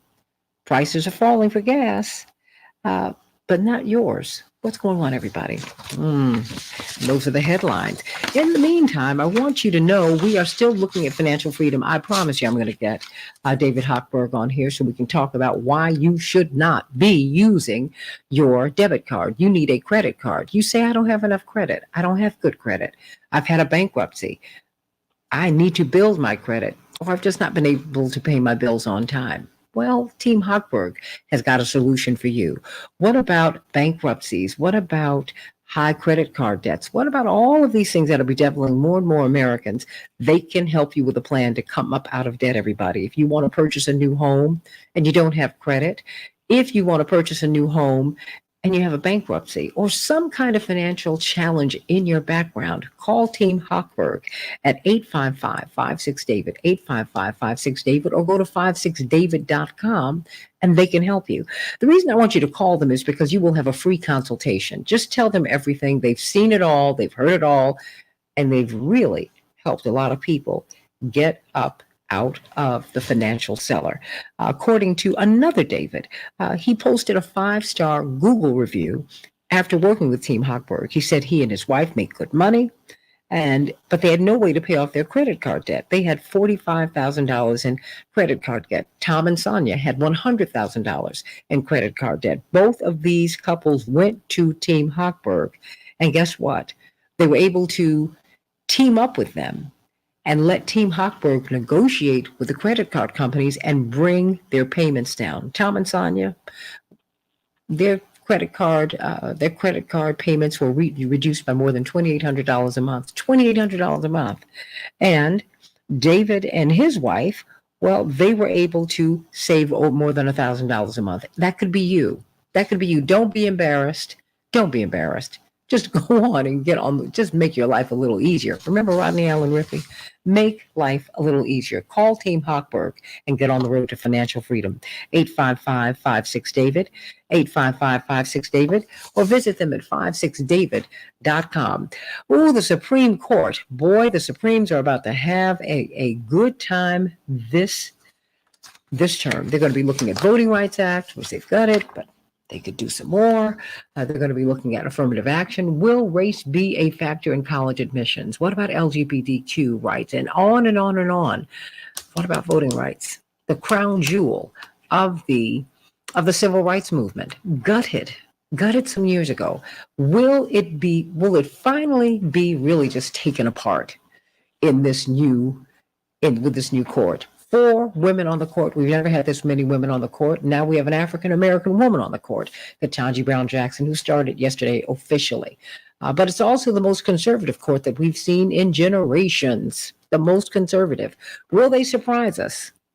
Will they allow affirmative action to stand? Will race still be a factor in admissions in college admissions? Will voting rights be further gutted? Will they further hollow out the crown jewel of the civil rights movement? You do not remember we had to have an amendment to the Constitution for the formerly enslaved, at least it accounted for men at that time, to get the vote. You were freed from slavery. You got your citizenship, then you got the right to vote. All of those 3 states are inextricably tied. Freedom from slavery, the vote, your citizenship. They're all one, everybody. Of course, we've got attorney C.K. Hoffler, who will be with us tomorrow on Legal Q&A with C.K. And of course, if we can, we're going to get her wingman, attorney Daryl Jones, chairman of the Transformative Justice Coalition, back on with us. They'll be on the radio today. She, of course, has her own show on WAOK at 11 o'clock Eastern Standard Time. She's the chair of Rainbow Push, and she's also a legal analyst on Court TV. Attorney Daryl Jones will be on with attorney Barbara Arnwine at 12 noon Eastern Standard Time on WOL Radio. You don't want to miss these great shows. Let me start with you. Daryl Jones, you and attorney Barbara Arnwine, this is your bailiwick. Voting rights. What is going to happen? What do you expect the court to do? What else can they do to voting rights? As if they haven't hollowed out enough. What else can they do to it? Do to them? Well, Santita, it's going to be a wild ride with the Supreme Court is what we're predicting, because, what we're seeing is a lot of what we call the 6-3 decisions with the conservatives that are now on the court, bending everything toward a much more conservative vantage point and philosophy, which is having a horrible impact on voting rights. So one of the cases that's about to come up is the Merrill versus Milligan case. And what that is all about is that deals with the state of Alabama and how they have decided their congressional districts, how to draw their congressional districts. In essence, what's happening there is that Alabama has about a 27% black population throughout the state, and about a 64% white population, down from 68%. Well, Alabama has traditionally had one black member of their congressional delegation. Because of the shift in the populations and everything, they should have a second congressional member. And so a suit was brought so that Alabama would have that second congressional representative. And interestingly, in this case, what has happened is that the United States District Court down in Alabama actually stopped the graphs, the districts that were drawn by the Alabama legislature disallowing that second black congressional district. So once the U.S. District Court blocked it, the state of Alabama appealed it. And the Supreme Court, while things were pending, now understand that the U.S. District Court said, you know what, black folk in Alabama, you're right. You're going to prevail from what we see. You're going to prevail, and you are entitled to a second district because of the population shift and would be violative of the Voting Rights Act of '65.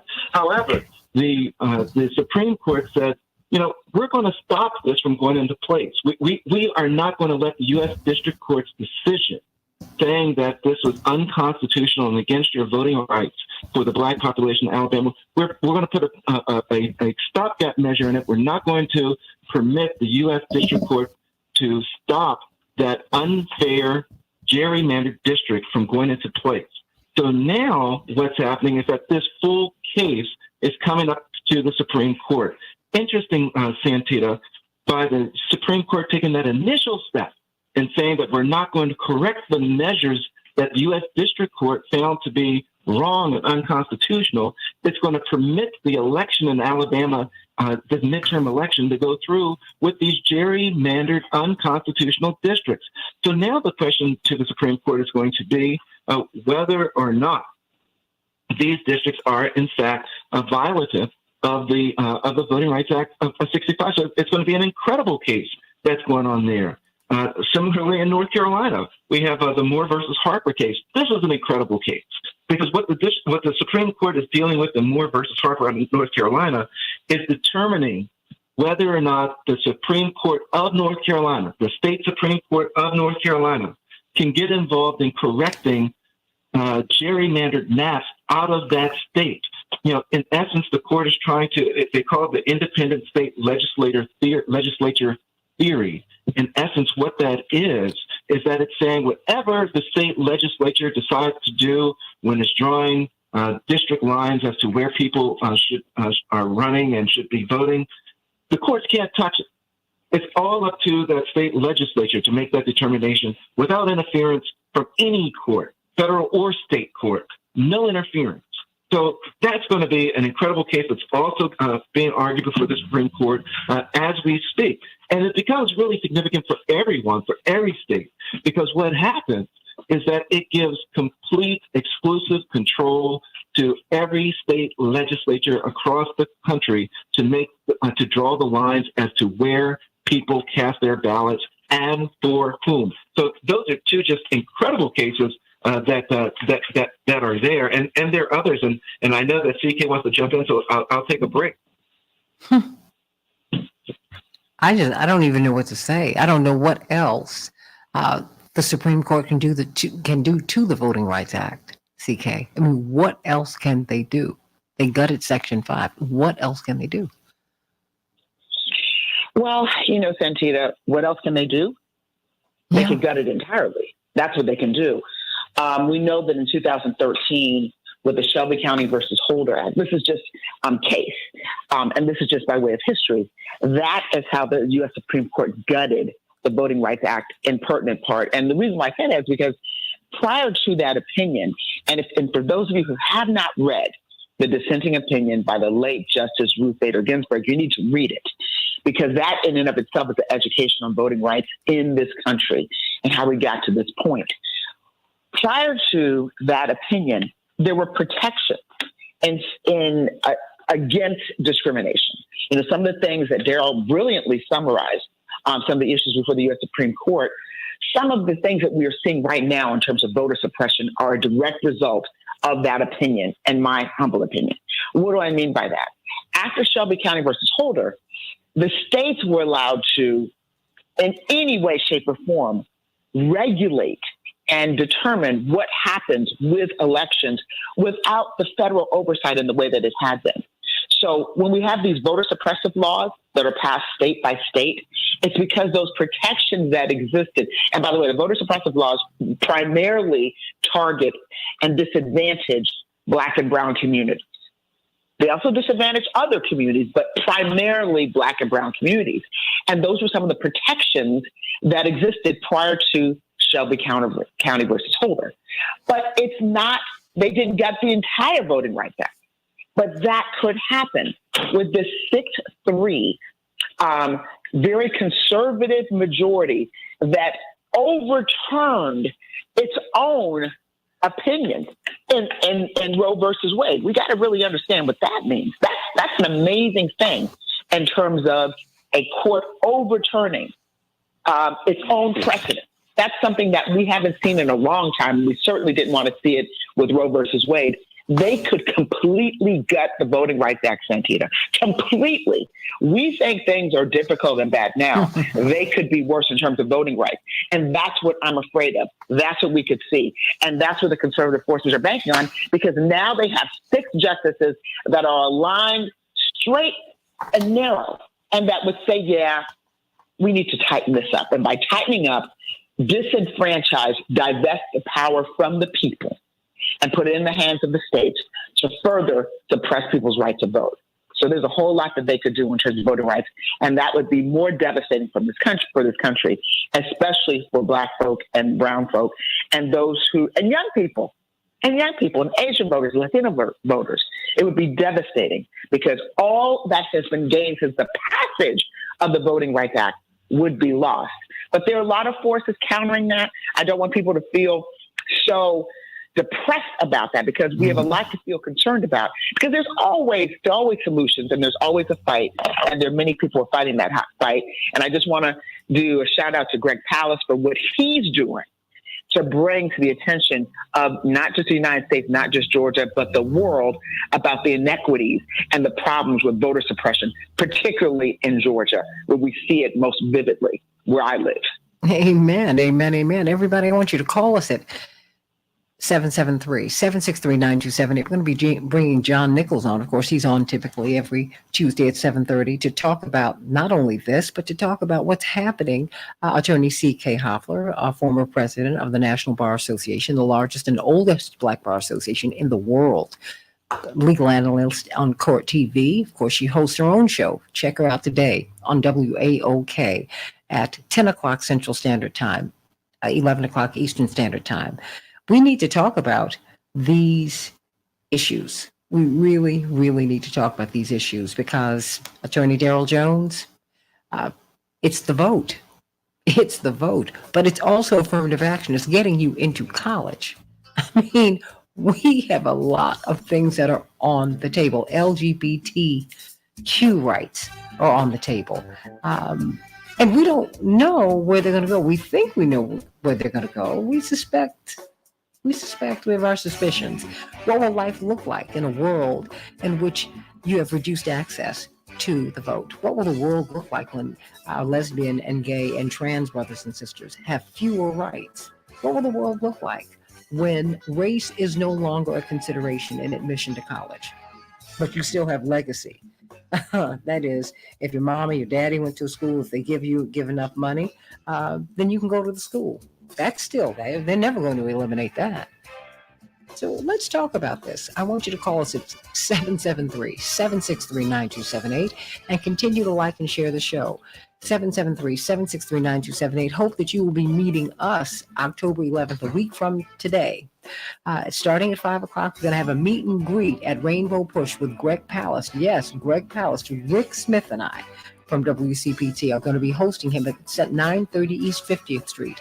930 East 50th Street. I cannot wait to be able to sit and talk with Greg Palast and be able to buy his books and get his posters and have him autograph them for us. We're going to have a little food. It's going to be a nice event.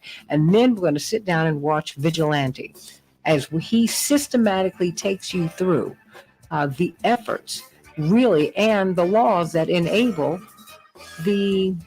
and limit our access to the vote. More and more of us can't vote.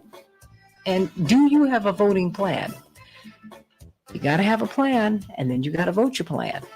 Plan your vote, vote your plan, everybody. You must do that.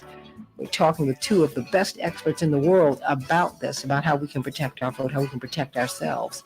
Attorney C.K. Hoffler, chair of Rainbow Push, legal analyst for Court TV, and of course, host of her own show on WAOK today at 10 o'clock Central Standard Time, 11 o'clock Eastern Standard Time. And of course, brilliant broadcaster himself, attorney Daryl Jones. He will be with attorney Robert Arnwine on their show on WOL today at 11 o'clock Central Standard Time, 12 o'clock Eastern Standard Time, talking about this and so many issues. What's going on with the Supreme Court, everybody?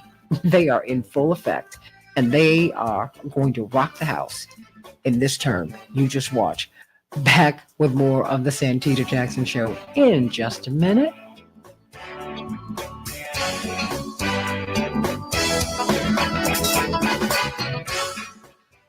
All right, beautiful people, you all can start talking. I was trying to put a lot of stuff in there.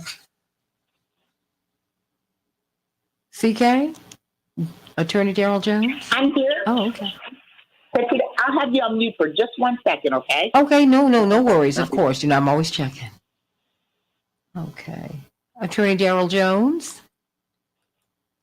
Yes, and it's really interesting. No, Because, wait. Are you still going to looking- give us 5 minutes in Chicago and give an hour to Kenosha? You do.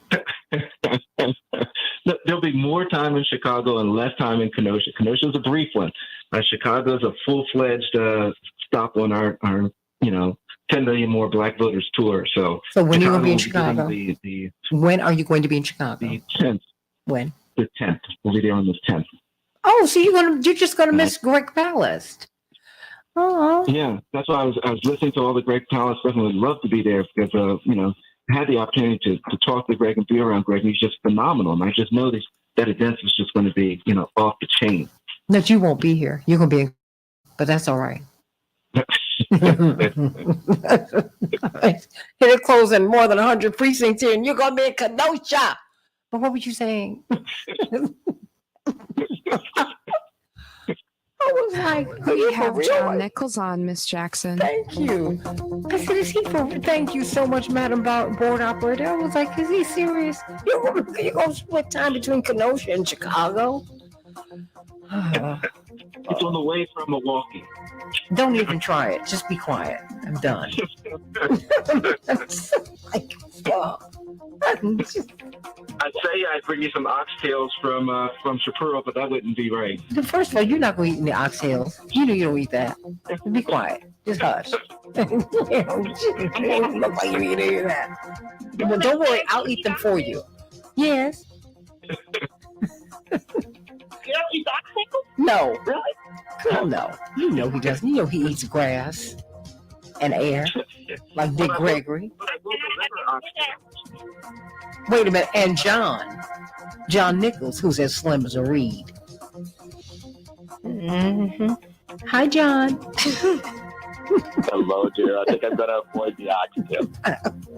What do you know about oxtails, John? Next to nothing. There you go. But you know what? If you ate them, you'd love them. Yeah. I have little doubt that, especially if it was prepared by someone as able as Shapiro. No, I promise you. Promise you. You would But love then you wouldn't be able to stop eating them. I'm telling you. We have a minute 30. That could be a challenge. All of that. But I tell you, I dream about it all the time. I dream about oxtail. I dream about chicken. I dream about ribs. I dream about lamb. I dream about these things. I can't sleep anymore. Oh. Oh. Well, let me, Lord help me. Some guys told me, after a while you won't crave. That is not true. It's been 4 years. I crave it now more than ever. I know. Girl, I understand. Oh, I understand. Oh, but you know what? After I got off sugar, pretty much. I mean, it's not that I don't have anything that's, that has sugar in it now, but the first 2 weeks, I was one of Dr. Atkins' patients, and you couldn't have anything sweet at all. I couldn't even have sweetener. So I was just 30 seconds. Thank you. Those 11 days were tough.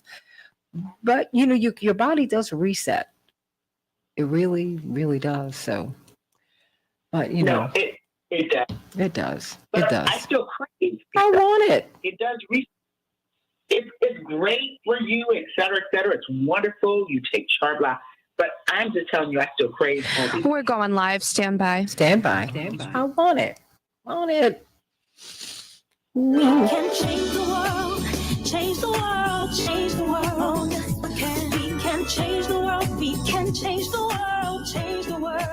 This is the Santita Jackson Show. And hate to a place of love, it's not too late. Gotta save the children, we can't wait. Let's change the world. Hey, everybody. Welcome back to the Santita Jackson Show, WCPT 820, the nation's largest progressive talk radio station, and AM 950 radio, the voice of progressive Minnesota. All right. And Matt at AM 950 radio, Matt Sowell, Greg Palast is going to be up in Minneapolis, St. Paul the next day. So, hey, we want you to turn out, show up and show out in Minneapolis, St. Paul as well. But here on a week from today, October 11th, Rick Smith, who hosts the 8 p.m. show here on WCPT, he and I will be hosting Greg Palast. That's right. Greg Palast will be live and in full effect here in Chicago at the Rainbow Push headquarters at 930 East 50th Street at 5 o'clock. We're going to have a meet and greet. You're going to be able to eat a little something, have a little bit of fun, buy Greg's books, get autographs, talk with him. And then at 6 o'clock, we're going to show this new movie, Vigilante. You're going to be able to see how we are being, how we're being pushed away from the vote. There's no other way to put it. It's now it's legal. That's what happened with the voting rights decision from the Supreme Court. They kicked everything to the states, and it is not a good thing. And now we have got 4 women on the Supreme Court. Never had that many women before. And we have an African-American woman for the first time, Ketanji Brown Jackson. She started yesterday officially after having been invested in the Supreme Court. Okay, so now the Supreme Court, their numbers are lower than they've ever been. More and more Americans absolutely do not have any trust in the Supreme Court. None. It's amazing. Now, well, what does that mean? Because now they're about to see they're going to look at affirmative action. They are going to look at voting rights. They're going to look at, whether or not you can consider race consider race in admitting someone to college. What about free speech and LGBTQ rights and on and on and on in the most business-centric court that we've had. We've been talking with attorney Darrell Jones, Transformative Justice Coalition Chair. Catch him at 12 o'clock. Eastern Standard Time today on WOL on his radio show, and along, of course, catch attorney C.K. Hoffler on her show at 11 o'clock Eastern Standard Time on her radio show on WAOK. Of course, you know what time it is. We've got John Nichols, national correspondent for The Nation magazine, joining, and they decided to stay on over because we have got a lot to talk about. John, you've got this. We're 5 weeks out from the midterms. And now, ironically enough, we are about to see voting rights come right before the court, along with affirmative action, free speech, LGBTQ rights. I don't even know where to begin. There's just so much happening, and I just don't want us to miss anything because everything is of consequence. And you know what? Everything really does come down to the vote, John. I mean, the vote is what got us this conservative Supreme Court that most Americans are saying, I don't agree with them. And as a matter of fact, I don't trust them and their decisions. That's a dangerous thing. You have Justice Alito spending a lot of time doing something that you don't hear justices do. He's speaking to that. He's saying, no, you should trust me. And you shouldn't question. How dare you? Can you believe it? The hubris. How dare you question the legitimacy of this court? I'm like, really? You serious? John, take it away. Well, I think you're right that it comes down to the vote. And this is the thing to understand. The court is constituted based on the decisions of the United States Senate. And so as we look around the country this fall at Senate races, we should understand that it is very rare for a presidential term to go by, or a couple terms to go by a presidency, without several openings occurring on the high court. And we don't know when they'll occur. Sometimes they surprise us. Sometimes they are more expected. But the fact of the matter is that decisions about who sits in the United States Senate become absolutely critical to the court. This court, as has been well illustrated and discussed already, this court is not merely a court that's dealing with policy. This court now is a court that's dealing with structure. It is assaulting the structures of democracy. It is considering whether to give state legislatures a power to effectively override or build around the democratic will of the people on a host of matters. That's an incredibly dangerous thing. And so where you want to look at as regards the election in November is, we're going to put in that United States Senate to make sure that when openings occur on the court, that you can put the right people there, but also that when the court does the wrong thing, you can have legislative action to build around and respond to it. Remember, the court is often interpreting what the House and Senate do and what the state legislatures do. So if you've got the right people in Congress, you can often build around and go beyond the court. If you have the wrong people, they will sustain what the court does. And let me offer one final notion here, that this is also a reminder that elections for the state legislature, which often get lost in all of the high-end discussions of midterm elections and these critical moments in our history, elections for the state legislature have immense consequences. And if we constitute legislatures around the country that are made up of progressive folks who really want to do the right thing, then many of the court's decisions become irrelevant. And they become irrelevant because quite often the court sends things back to the states. And so what you want to make sure is that at the state level, you've got legislatures who say when the court sends an issue like abortion rights, an issue like LGBTQ rights, an issue like voting rights, when it comes back to the state says, oh, well, thanks very much, but we're going to do the right thing. We're not going to deconstruct a woman's right to choose. We're not going to undermine LGBTQ rights. We're not going to take away voting rights. So I would really encourage people who are listening, especially, Illinois has a pretty progressive state legislature, not a perfect one, mind you. I understand all the challenges there. But people who are listening in Wisconsin and Minnesota, this is a big, big deal. The Wisconsin legislature is right now controlled by Republicans. You want to make sure that those Republicans don't get enough of a majority that they can override Governor Tony Evers' vetoes. That could be very, very critical. And in Minnesota, you want to look at those closely divided legislative houses and make sure that they don't tip to the Republicans in a way that would then undermine Governor Walz's ability to govern effectively. And so these legislative races around the country are actually one of the most important ways to counter what the court is doing. Everyone call us at 773-763-9278. Your question or comment. Doctor, how you doing? Hi, how are you? What's your question or comment? My comment is this. I'm a veteran, and I don't like what I see going on over in Europe because it's taking away a lot of tax dollars that we should be using for America. The other issue is I don't think we should spend any of our tax dollars rebuilding Florida after they keep sending people to Congress who don't care about the rest of the country. It might sound harsh, but when you think of Mark Rubio and that governor down there, when they both was in Congress, they voted not to send aid to New Jersey. Mm-hmm. So if it's good for New Jersey, it should be good for Florida. Maybe the folks will wake up. Also, when it comes to Illinois, we got an amendment on the ballot called the WRA-1 Amendment, Workers' Rights Amendment. It is not in the best interest of our state. I'm a union person, but if this amendment passed, it would take away the rights of our legislators to give us any type of meaningful labor policy. Labor policy should be in the law, not the Constitution. And there's going to be a big town hall meeting October the 9th, 4 o'clock at Reverend Miller's Church, open to the public. You need to come out and listen to both sides talking about the WRA-1 Amendment. Do you have the address for Reverend Miller's Church? 2622 West Jackson.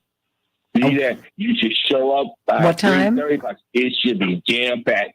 I say people should be there by 3:30. It should be jam-packed. Okay. This amendment is dangerous to our community. Okay, well, we And want to thank get you, that. my sister. Thank you. We want to get that information, Doctor. It's wonderful hearing your voice. Noel, how are you? How you doing?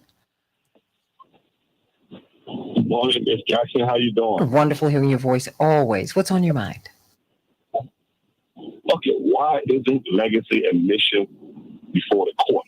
Why isn't bribery before the court or donation to colleges? Why are those issues not before the court as well? Look, I don't know. Hold on, stay right there. John Nichols, and I'm going to spread this out to John and to Attorney Jones and to Attorney Hoffler.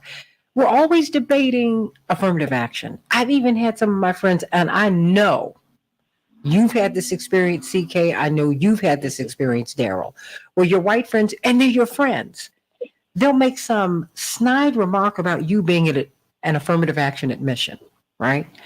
And it's like, wait, but I know I'm qualified. Because, you know, affirmative action admittees, if you will, they meet basic requirements. But even George W. Bush said, I don't even know how I got into Yale.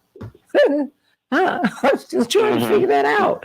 I mean, Jared Kushner, his bless his heart, and I'm not picking on him, but the teachers from his high school were angered by the fact that he got into Harvard. They said he doesn't deserve to be there. There's some other kids here who deserve to be there, but his parents gave Harvard $2 million. And this case is before the Supreme Court, John. Whether you're going to consider race, as segregated as America is, if we're going to take that off the table. This goes to the heart of the discussion that we've been having of late about critical race theory, and I'm not going to go into some deep discussion there. But one of the things that critical race theory says is that you have to take into account 400 years of slavery, segregation, Jim Crow, lynching, redlining, unfair. What are you waiting for? Right? You went through that whole car right here. Oh, hold on one moment. I think we have someone else there. Okay, I think, Madam Board Operator, we need to let that caller go. Okay, so but continue, John. So yeah, now when we take into account, you know, the reality of 400 years of racism and racial discrimination, then that becomes relevant to the decisions we make today. And the problem with the Supreme Court is that it's choosing not. Well, we fear that it may choose not to respect that history, not to understand that reality. And this is one of the great challenges, because often what the courts do comes at the intersection of history and the present, right? And the question is, do you draw a line and deny the past, or do you respect the reality of the past as something that clearly influences the present, and we want to address that? Now, that's what the court's going to wrestle with. And look, I very much fear that the justices that Donald Trump put on this court will be unsympathetic. I hope I'm wrong.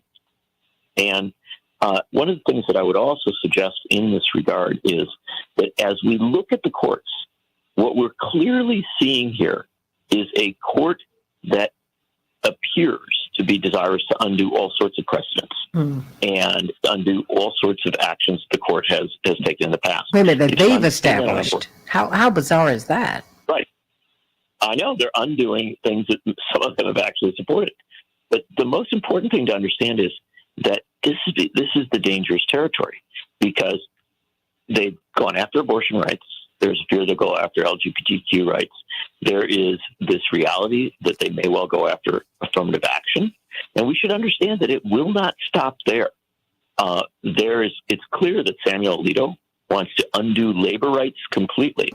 And while I respect our caller, I think that our previous caller, I think that this idea of ensuring labor rights constitutionally is a good idea, because I will tell you that, to my mind, the United States Supreme Court may very well, in short order, come after labor rights, literally the right to collectively bargain, the right to join a union.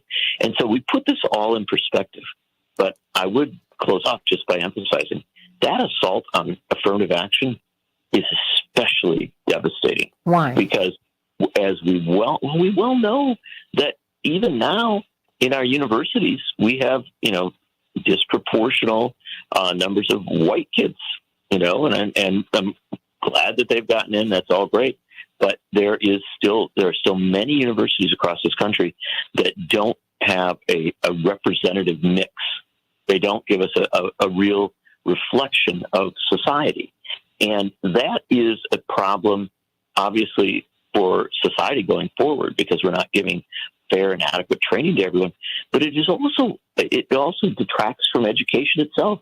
You want diversity, and you want to have ways for people to get into colleges, get into workplaces and others if they have been historically denied. Affirmative action is one of the tools that allows us to do that. It's good.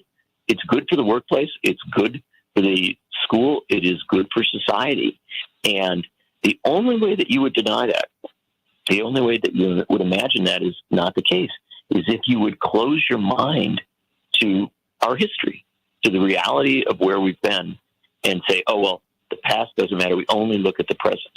Well, that's not a healthy way to address the challenges facing society.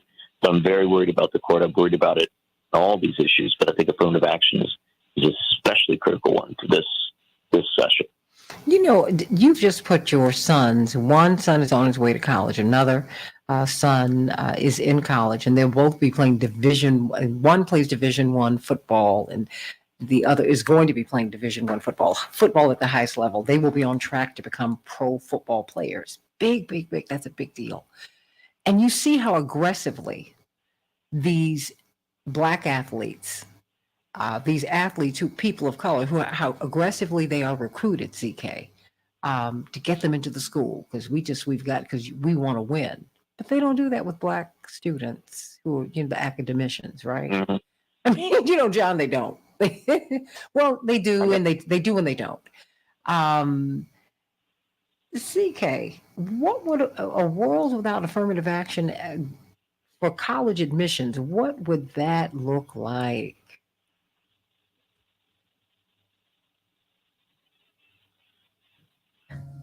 Attorney Hoffler dropped. Oh, well, we need to get Attorney Hoffler back. Well, Attorney Jones, what would it look like? I mean, removing race and racism, if you will, in college admissions. What does that mean? Well, Santita, one of the things that we always have to keep in mind, right? And John certainly put his finger right on it when he talked about the impact of critical race theory, the impact of the history of the country, the impact of having one group that's been shackled from the beginning in this country, and then that shackle being released and saying, okay, you can keep up, knowing that the other side already knows the track much better. One of the things that we've got to remember is that what's being focused on when we talk about the affirmative action and the impact is you're trying to right a historical wrong. That's part of it. The other part is you're creating a learning environment that is inclusive, that's holistic in its approach. All of these things are what you're attacking. And so when you start reducing from those educational institutions access to opinions that differ from the majority opinion, you're going to have less of an understanding from the majority opinion of what the minority experience is and the value that it brings to the intellectual learning table in terms of your experience in making legislation and making decisions within our society. That's the very essence, I believe, of what affirmative action does. It corrects a wrong, but it also sets the plate for a much greater society in which we all can be live in an inclusive manner, multiracial, multireligious, all of that stuff. That's what gets set from affirmative action. All of that, I believe, is an offshoot of affirmative action, Santita, and that's what I think is being threatened in cases like this. Well, it's interesting because affirmative action was always the conservative remedy. It was the Republicans' remedy for racism. Mm-hmm. This was not some far left wing program. John Nichols and attorney Daryl Jones. This was always something that came from the right. Now, mind you, under affirmative action, and I will say this under President Nixon, he put Arthur Fletcher out on the road, who was a very respected black man, Republican, Lincoln Republican, as so many of our grandparents were. And he looked for black people. He didn't care about your party.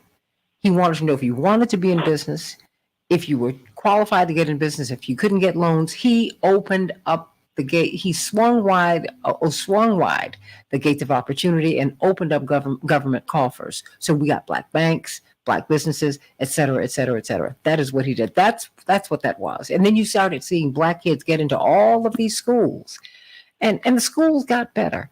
I'm just, I'm concerned about a court that is not reflective of 21st century America and the world, John. This is it's dangerous for us, I think, socially. It's unsustainable. It is dangerous. And this is why we should support reform of how the court itself is constituted. There should be term limits on the court. You should serve, I understand it would be long term, maybe over many presidential administrations. Might be 20 years. But at the end of the day, the notion that you get a lifetime appointment in your, 50s or 40s even, and that you're going to be there till you're in your 90s, by its nature, that takes the court out of connection with society, right? And it gets the court, out of thinking about, what the impact of their decisions may be. Now, I don't want the court to be political. I do want the court to weigh issues based on the facts, based on realities that exist. But I do want them to know about those realities and to be connected to them. And I don't want to have this situation where you've got permanent members who really are like high priests. Okay. They are like high priests. They are. And they sit high, they look low, and they're disconnected, John, from where Americans are in our thinking. Just in less than a minute, what does that mean to see such a massive disconnect between the decisions rendered by this conservative court and where Americans are, conservative and progressive and liberal? We're miles apart. Yeah. What does that mean? They are undoing. Well, it means they're going to undo basic rights because they think they will always be protected. They will always be fine. And so they are not concerned about protecting the rights of the great mass of people, right? They become delinked. And again, don't just think about what they've done already. Think about what they may do next on affirmative action, LGBTQ rights, and labor rights. Think about how they are going to construct the ability of people to join unions. Well, stay right there. Daniel, stay right there, because if you can, Attorney C.K. Hoffler's back, Attorney Daryl Jones, stay right there. I want to get some closing remarks from you on the Santita Jackson Show YouTube channel. That's right. As we get out, everybody, please join us a week from tonight at Rainbow Push beginning at 5. We are going to have Greg Palast in the house showing his new movie at 6 o'clock, Vigilante. You've got to be there. We're going to have some snacks.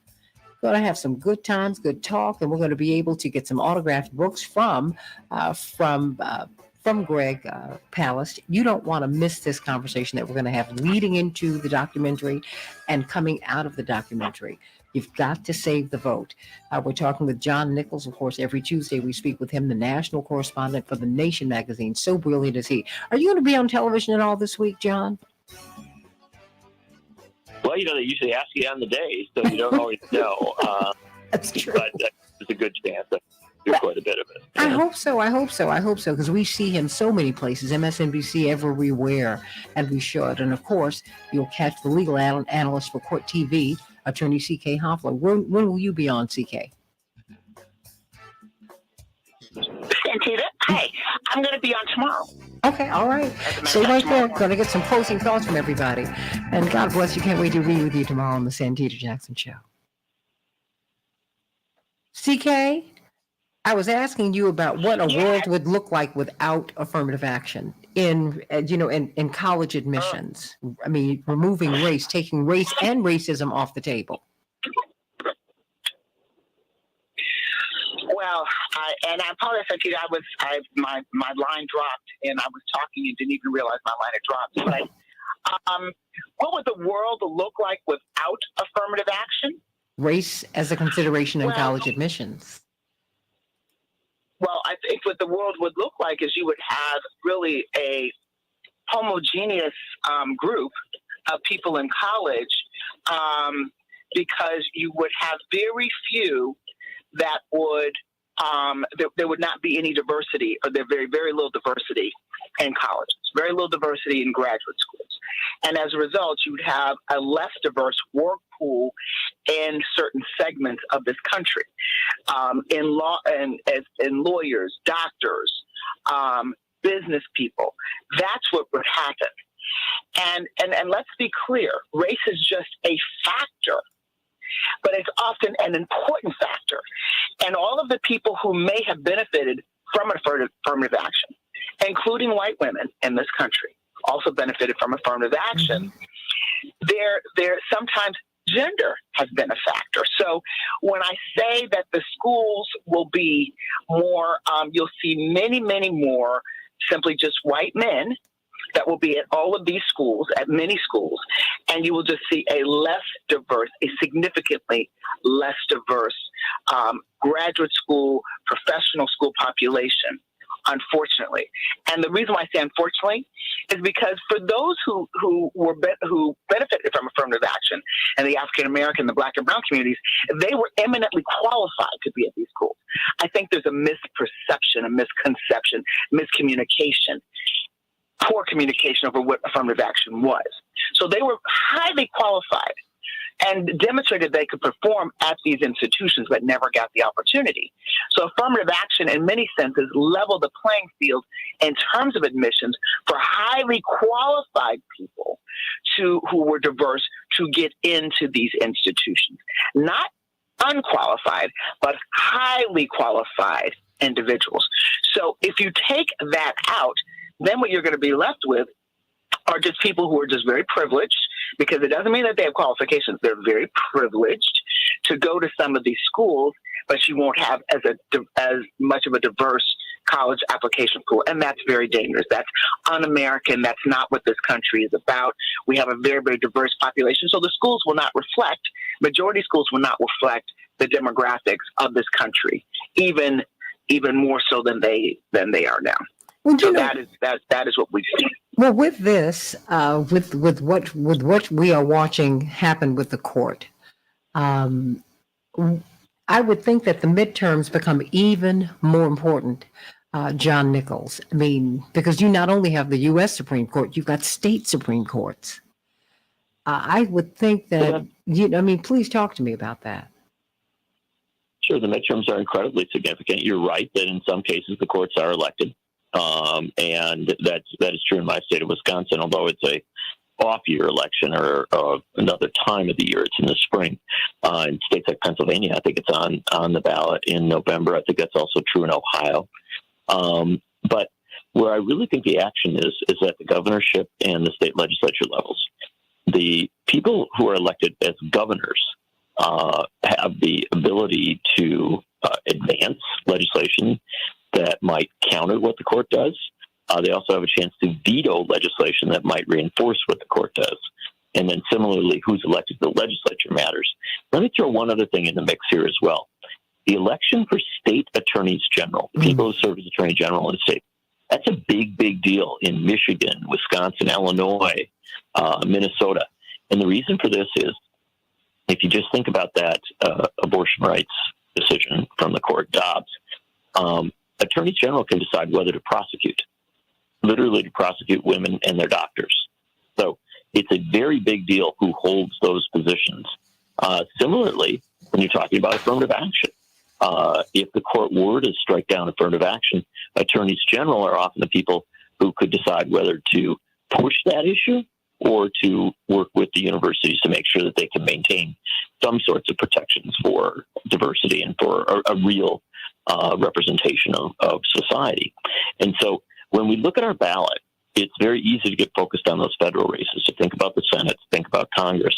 It is vitally important to go down that ballot, think about the governor's races, think about the legislative races, and I would emphasize, think a lot about those races for state attorney general, some of which are very close, including in Wisconsin, where Josh Kaul, a very progressive attorney general, is up for re-election this year. And it's tight?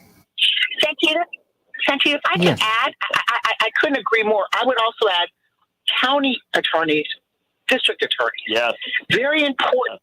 And the reason why I said that, here in Georgia, Georgia, despite the fact that we have greater restrictions on women's reproductive rights here in Georgia than the U.S. Supreme Court laid out. Just think about that. There are district attorneys that said, we are not, listen to us, we are not prosecuting women and doctors and the like because a woman is exercising her right to make a decision over what happens to her body. So it's very important also on the district attorney level to watch who you are electing. You must be, because the prosecutions, just think about it. Fani Willis, I just hate to throw that out there. Fani Willis had the courage to take on none other than our former president of the United States.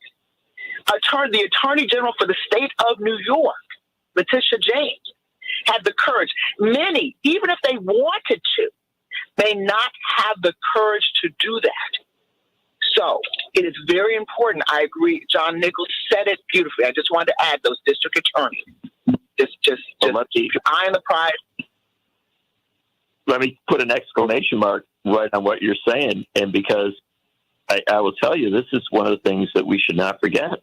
Those county prosecutors, those district attorneys and prosecuting attorneys, state's attorneys in Illinois, they are also the front line in necessary criminal justice reform, right? And we see so many of the Republican campaign ads this time flat out lying about bail reform and about, doing away with the drug war, about a host of other initiatives that are necessary and good, things that we need. And there's going to be a big assault on criminal justice reform. It's already happening. And so you need prosecuting attorneys at the local level who understand these issues and who are prepared to stand strong on behalf of better approaches so that we can, get people out of jail, back into society, and really kind of undo, generations, centuries of bad policy. So those prosecuting attorneys' offices are really, really key positions, and they should be taken seriously. And, that's the bottom line. You look at that ballot, don't think that your action is all at the top. Mm-hmm. Sometimes those positions you elect down at the bottom of the ballot are the ones that affect you the most in your life. Mm-hmm. A county clerk, a county prosecutor, a county sheriff. And so I just encourage people. I know it takes a little more time. I know it can be challenging, but, look at the candidates, look at all the officers on that long ballot, and vote the whole thing. Vote down that ballot so that you make sure that you have people who are on your side. Then what the Supreme Court does far, far away in Washington is much less damaging to you. No matter how bad the court is, if you've got local officials and state officials who are on your side, a lot of that can be mitigated. If you don't have local officials and state officials who are on your side, then what the court does in Washington is going to wash right down onto you. Well, if none other than J. Edgar Hoover used our state's attorney, Ed Hanrahan, to carry out the killing of Fred Hampton. Right. What if he had refused? What if he said, "Are you kidding me? I'm not going to do that." It would have been a different ball game. But I think we've got to engage in voter and political education because we don't know what these jobs entail. We're just beginning to wrap our arms around what a state secretary of state will do, right? the district attorneys, the prosecutors. I mean, this is when you understand Kim Foxx and Marilyn Mosby and Letitia James. I mean, all these people up and down the ballot. This is when you appreciate them. When Kim Foxx says, I am not going to give you a record because you had some marijuana. We're not going to do that. And I mean, these things are very important, but if we don't know John and CK and Daryl, if we don't know, when it comes to the judges, it makes my eyes roll to the back of my head. I'm like, who are these people? You don't know most of them. They run in secret and they rule in secret. Jussie Smollett's case, the judge turned all the cameras off. What? How can you do that?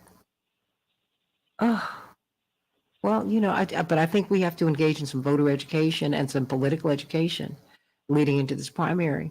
CK, John, Daryl. So I want to get some closing thoughts from you wonderful people. And John, you got to come back and talk about these consequential elections. Can you have any time on Wednesday? I mean, on Thursday or Friday, to come in and talk about that? Because we've got Beasley. She last week was saying, look, I need more support from the Democratic Party. What's going on? You've got Mandela Barnes. You've got Charles Booker. I mean, you've got some consequential, you got the Warnock race. Oh my gosh. Mm-hmm. I mean, you got Fetterman. Are we going to talk about the Warnock race? Yeah, I'm sorry. I'm feeling like Lurch. I'm feeling like Lurch from the Addams Family. Whenever I'm just feeling like Lurch. Wait. CK, these people would prefer to have an unfree black man who they can push around. Now, Raphael Warnock asked the Ebenezer congregation if he could run, which was black folks. Someone like him is a little dangerous. They would rather have someone who has walked around afraid of his own shadow, let alone all white folks. These folks love, don't you be fooled. They love Herschel Walker. And the more they reveal about this man, I feel so sad for him. Percy Sutton, who you remember, John Nichols, who you remember, C.K. Hoffler, and Daryl Jones, if Daryl is still there. He told me once, and something I never will forget, he said, do not get angry with the victim of racism. He said, be disciplined enough to be angry with a system that frightened them to death and rendered them useless for our people. And let me tell you, Percy Sutton was brilliant. I had the pleasure, of course, of, like many of us, knowing him, meeting him, traveling with him with your dad, Santita, to Africa. But let me just say, I'm just today, as you all probably saw in the news, and again, this is unconfirmed. I wasn't there. I don't know. Although this is the news in Georgia, throughout the country, that Herschel Walker allegedly paid for his girlfriend's abortion. Now, he's taken a very, very, very strong position that he is vehemently opposed to abortion rights and a woman's right to choose what happens to her body in terms of her reproductive system. But yet, he paid for his girlfriend's abortion. You see, that's the hypocrisy of the overturning of Roe versus Wade. That many of those people who were there, including those on the U.S. Supreme Court, that were so in favor of that, if their child, if their daughter, their nieces, their significant others got pregnant, an unwanted pregnancy, a pregnancy that would threaten their life, no matter what the jurisdiction, they're going to terminate that pregnancy. And they're not going to be concerned about what the law is or the law that they have inked or that they have been advocates of. They're going to do what's right for their family. And that's the hypocrisy of the overturning of Roe versus Wade. So here we have someone, yet again, not qualified on any level. Let's just put that aside. Just on this issue, that's going to be a big issue in Georgia. It might very well be a tipping point for him, who said, I am vehemently opposed to abortion rights. And I stand firmly with he made all of these pronouncements. And it's been revealed that he paid, not that he talked about, he paid for his girlfriend's abortion. I'm not surprised, though, CK. Most of the big abortion rights activists are anti-abortion after they've had their last abortion. That's what bothers me. I'm like, you would deny her the right, but while you're working out your personal spiritual issue, and I'm not mad at you, because I do believe life begins at conception. I do, and all of that. That having been said, I'm not going to impose my thinking, my feelings, my beliefs on you. I'm not going to do that. I'm not going to judge you. I think you need to have the right to make your decision. And then, as my father said, you live with the consequences of your decision. That's what grown folks do. Because every decision has a consequence. Well, I have to tell you, Santita. Oh, I'm sorry. Well, I'm just going to throw one quick thing in here on this, which I think maybe is important, and that is that this gets to the heart of not just but so many issues, and that is that we have a court that has a majority on it that is, frankly, very tied to the 1%, very tied to the wealthy and powerful. And the wealthy and powerful do not worry about restrictive laws. Ever. Right? Because they know that they can always buy their way around it, or they can always use their connections to get around it. When the court takes away a right, whatever that right is, that most profoundly affects those who do not have, those who are not wealthy and powerful.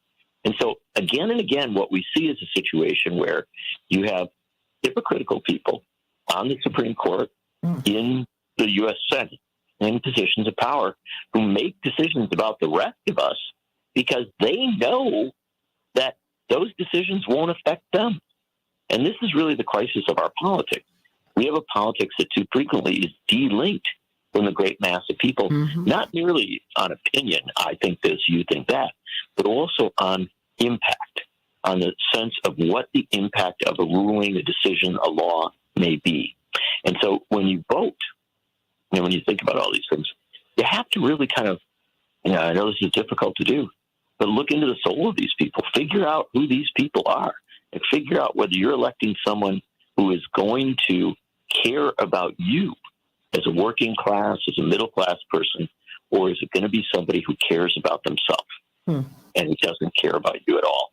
That's the fundamental reality. And we don't talk about it enough. But the fact is, as Bernie Sanders says, there's a class war in this country. And the very powerful, the very wealthy are fighting against the rest of us. And by and large, the rest of us don't even know we're in that fight. Amen to that. Amen to that. I mean, it's just, we are delinked. But we're delinked from the process. And that is, we're entertained to death. We're not educated. And that's why we try to give information to people on this show. And I love your writing. I love all the work that you do, John, because that is what you're doing. You're giving people information. Information is empowering. Information is power, and it is empowering. You need it. You need it. You need to know that whether you vote or not, the decision is going to be made that somebody's going to sit in that office and they're going to make decisions that are going to impact your life. That's why, hey, the Democratic Party, I have my issues with them. I have been on the record with that. And I am right here. I am riding and dying with that. Because I think there's a lot of stuff that they do that is just absolutely awful. Because they're corporatists. And I think that the Democrats and Republicans are in bed together. I get it. But you know what? The horse that I got to ride right now is a Democratic horse. That's what I got to do. Because I have a better chance of negotiating with them at this time than others. But I tell you what, if a Republican goes in office, I'm going to negotiate with them because I want my HBCUs funded. I want some businesses to get some money in the Black community and the brown community and women. I want that. So I'm very clear that you have to have pragmatic politics. You've got to deal with everybody as they go in office, and you've got to continue to push. Yes, even the Democrats, as the corporatists have overtaken the party. Doesn't mean you leave the party. You've got to get in there and fight. That's why I look at Liz Cheney and, hey, babe, you stay right where you are. Do not come over here. I don't need you coming polluting my party and dragging us further to the right. I don't need that. I'm going to give you, okay. You got to be more than an anti-Trumper for me. That doesn't work for me, particularly since your daddy stole the election too. And instead of wearing workman's clothes like they did in 2021, They were wearing Brooks Brothers suits in 2001. That's what y'all did. And then you went and killed 1 million Iraqis. Shame on you. Have you apologized for that? Hello? Yeah, I hear crickets. Okay. You want to go and you want to campaign with some Democrats. What are you going to say? Are you going to say you stand up for affirmative action, which benefited more white women than it did black people? What are you going to say about LGBTQ rights beyond your sister? What about voting rights? White women couldn't serve on juries 60 years ago. What are you going to say? Yeah, crickets. I thought so. Please. Closing thoughts from everyone. CK, you are going to be on the air shortly. So I know I'm going to have to let you go, but I want you to make your closing remarks and let us know where we can catch you today and throughout the week. CK, you still there? I'm still here. I'm Okay. sorry. No, it's okay. I wanted you to let people know about Court TV, WAOK, and everything else you're doing. Okay. Well, there's a lot going on. First of all, Court TV, I appear usually on a weekly basis. And again, it depends on my schedule. And do legal commentary on a whole host of issues. And sometimes, many times the cases are criminal cases because those are the only cases that are progressing through the system. My days that I usually am on Court TV are Monday and Wednesday because those are better days for me. But occasionally, I appear later in the week on Court TV. So I will be on tomorrow, Thursday. I'm looking here. I'm in the 9 o'clock hour. Legal Q&A I have today on WAOK from 11 to 12. We're actually talking about the U.S. Supreme Court. We're still talking about Virginia Thomas. We're still talking about the disturbing nature of her testimony on January 6th because people have a hard time getting their arms around that. I also am in the process of filming 3 pilot TV shows that will air in the Atlanta metropolitan area. Actually, they will run internationally at the end of this year, the beginning of next year. And I will divulge more details once we finish screening, once we finish editing and all that kind of stuff, and when I know that they're going to air. But it's very exciting. And occasionally, I still do MSNBC, CNN, and then more case-driven when my schedule allows. I'm going to pick that back up once I finish the filming of my television, the pilots for the television series. And so that's where I am. Yay, yay, yay. In addition to practicing law full-time and launching a new practice area, which is NIL, Santita, name, image, and likeness. You know, I will soon have 2 Division I football players in my household in college. And NIL is a huge issue for college athletes. It's a great development. But the one thing that I realized as a mother, and so I've incorporated in my practice, is the universities have their own lawyers when it comes to NIL. The sponsors who are pouring in the money to these athletes for them to appear on their behalf, they have their lawyers.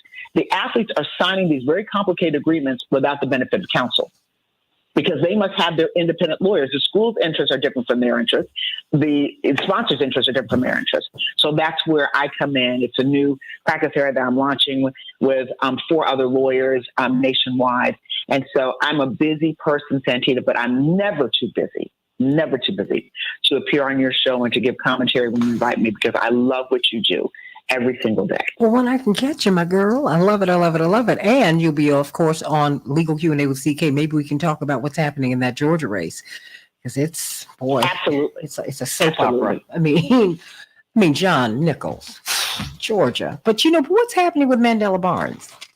I mean, I know you can talk about all these races and what was going on with Sherry Beasley, and saying I need some attention, I need some more money. What's going on? Well, let's close off with this. I'm afraid I have to depart as well. Well, when can we see you? Well, we'll just stay tuned, right? It's most days I'm somewhere, and that's a nice thing to do a lot of media. But the most important thing I do is write, and that's the heart of the matter. And writing for thenation.com is especially important. I'm covering all these Senate races.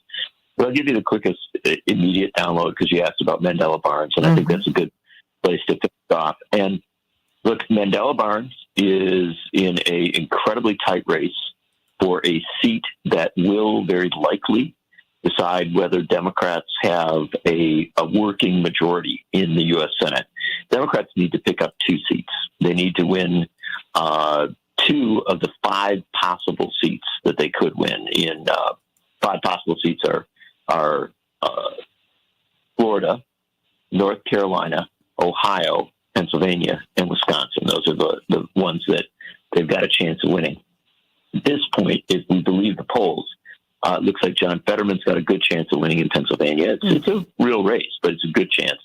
And then several of these other candidates have good chances as well. Mandela Barnes is especially close. The Republicans are throwing everything they can into beating him. They are running a campaign that is frankly racist, and it is incredibly crude and dishonest, and it is incredibly well financed. Mandela Barnes is being outspent by $6-7 million so far in this cycle, and it will potentially be more. And so for Barnes, the critical challenge is to get the resources that he needs and to fight back. And he's got a new ad up today that is very aggressive and very clear, and I think hitting the mark in the way that you would want to in a competitive race like this. I don't think there's any question that Mandela Barnes can win the Wisconsin race, but it will not be easy. And I will suggest that, I know CK cares a great deal about the Georgia race, as she should. The Georgia race will not be easy, even if Herschel Walker has a new scandal every day and all these challenges. The money will be there for these Republican candidates, and they will spend very, very heavily. They will have all the resources they need. And, we know that in politics, money can it can matter. It can be definitional. And so the fact of the matter is that there are all of these races for these progressive Democrats are winnable, but they are not assured. There's not a single assured race out there.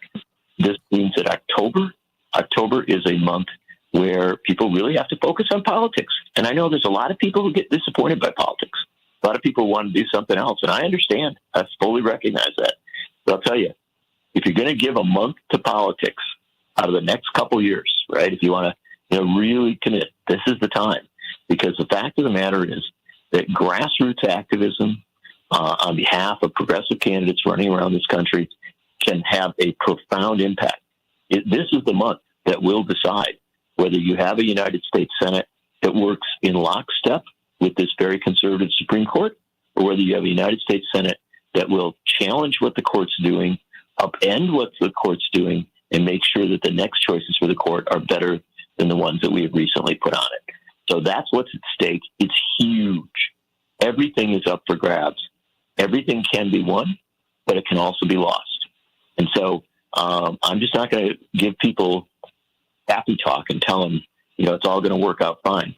It could work out fine, but it will only work out fine if people put tremendous energy into the next month. It is as simple as that. It's on all of us now. We've got a month to go, and this month will define not just who wins this election, it's going to define our future. So it's a big deal.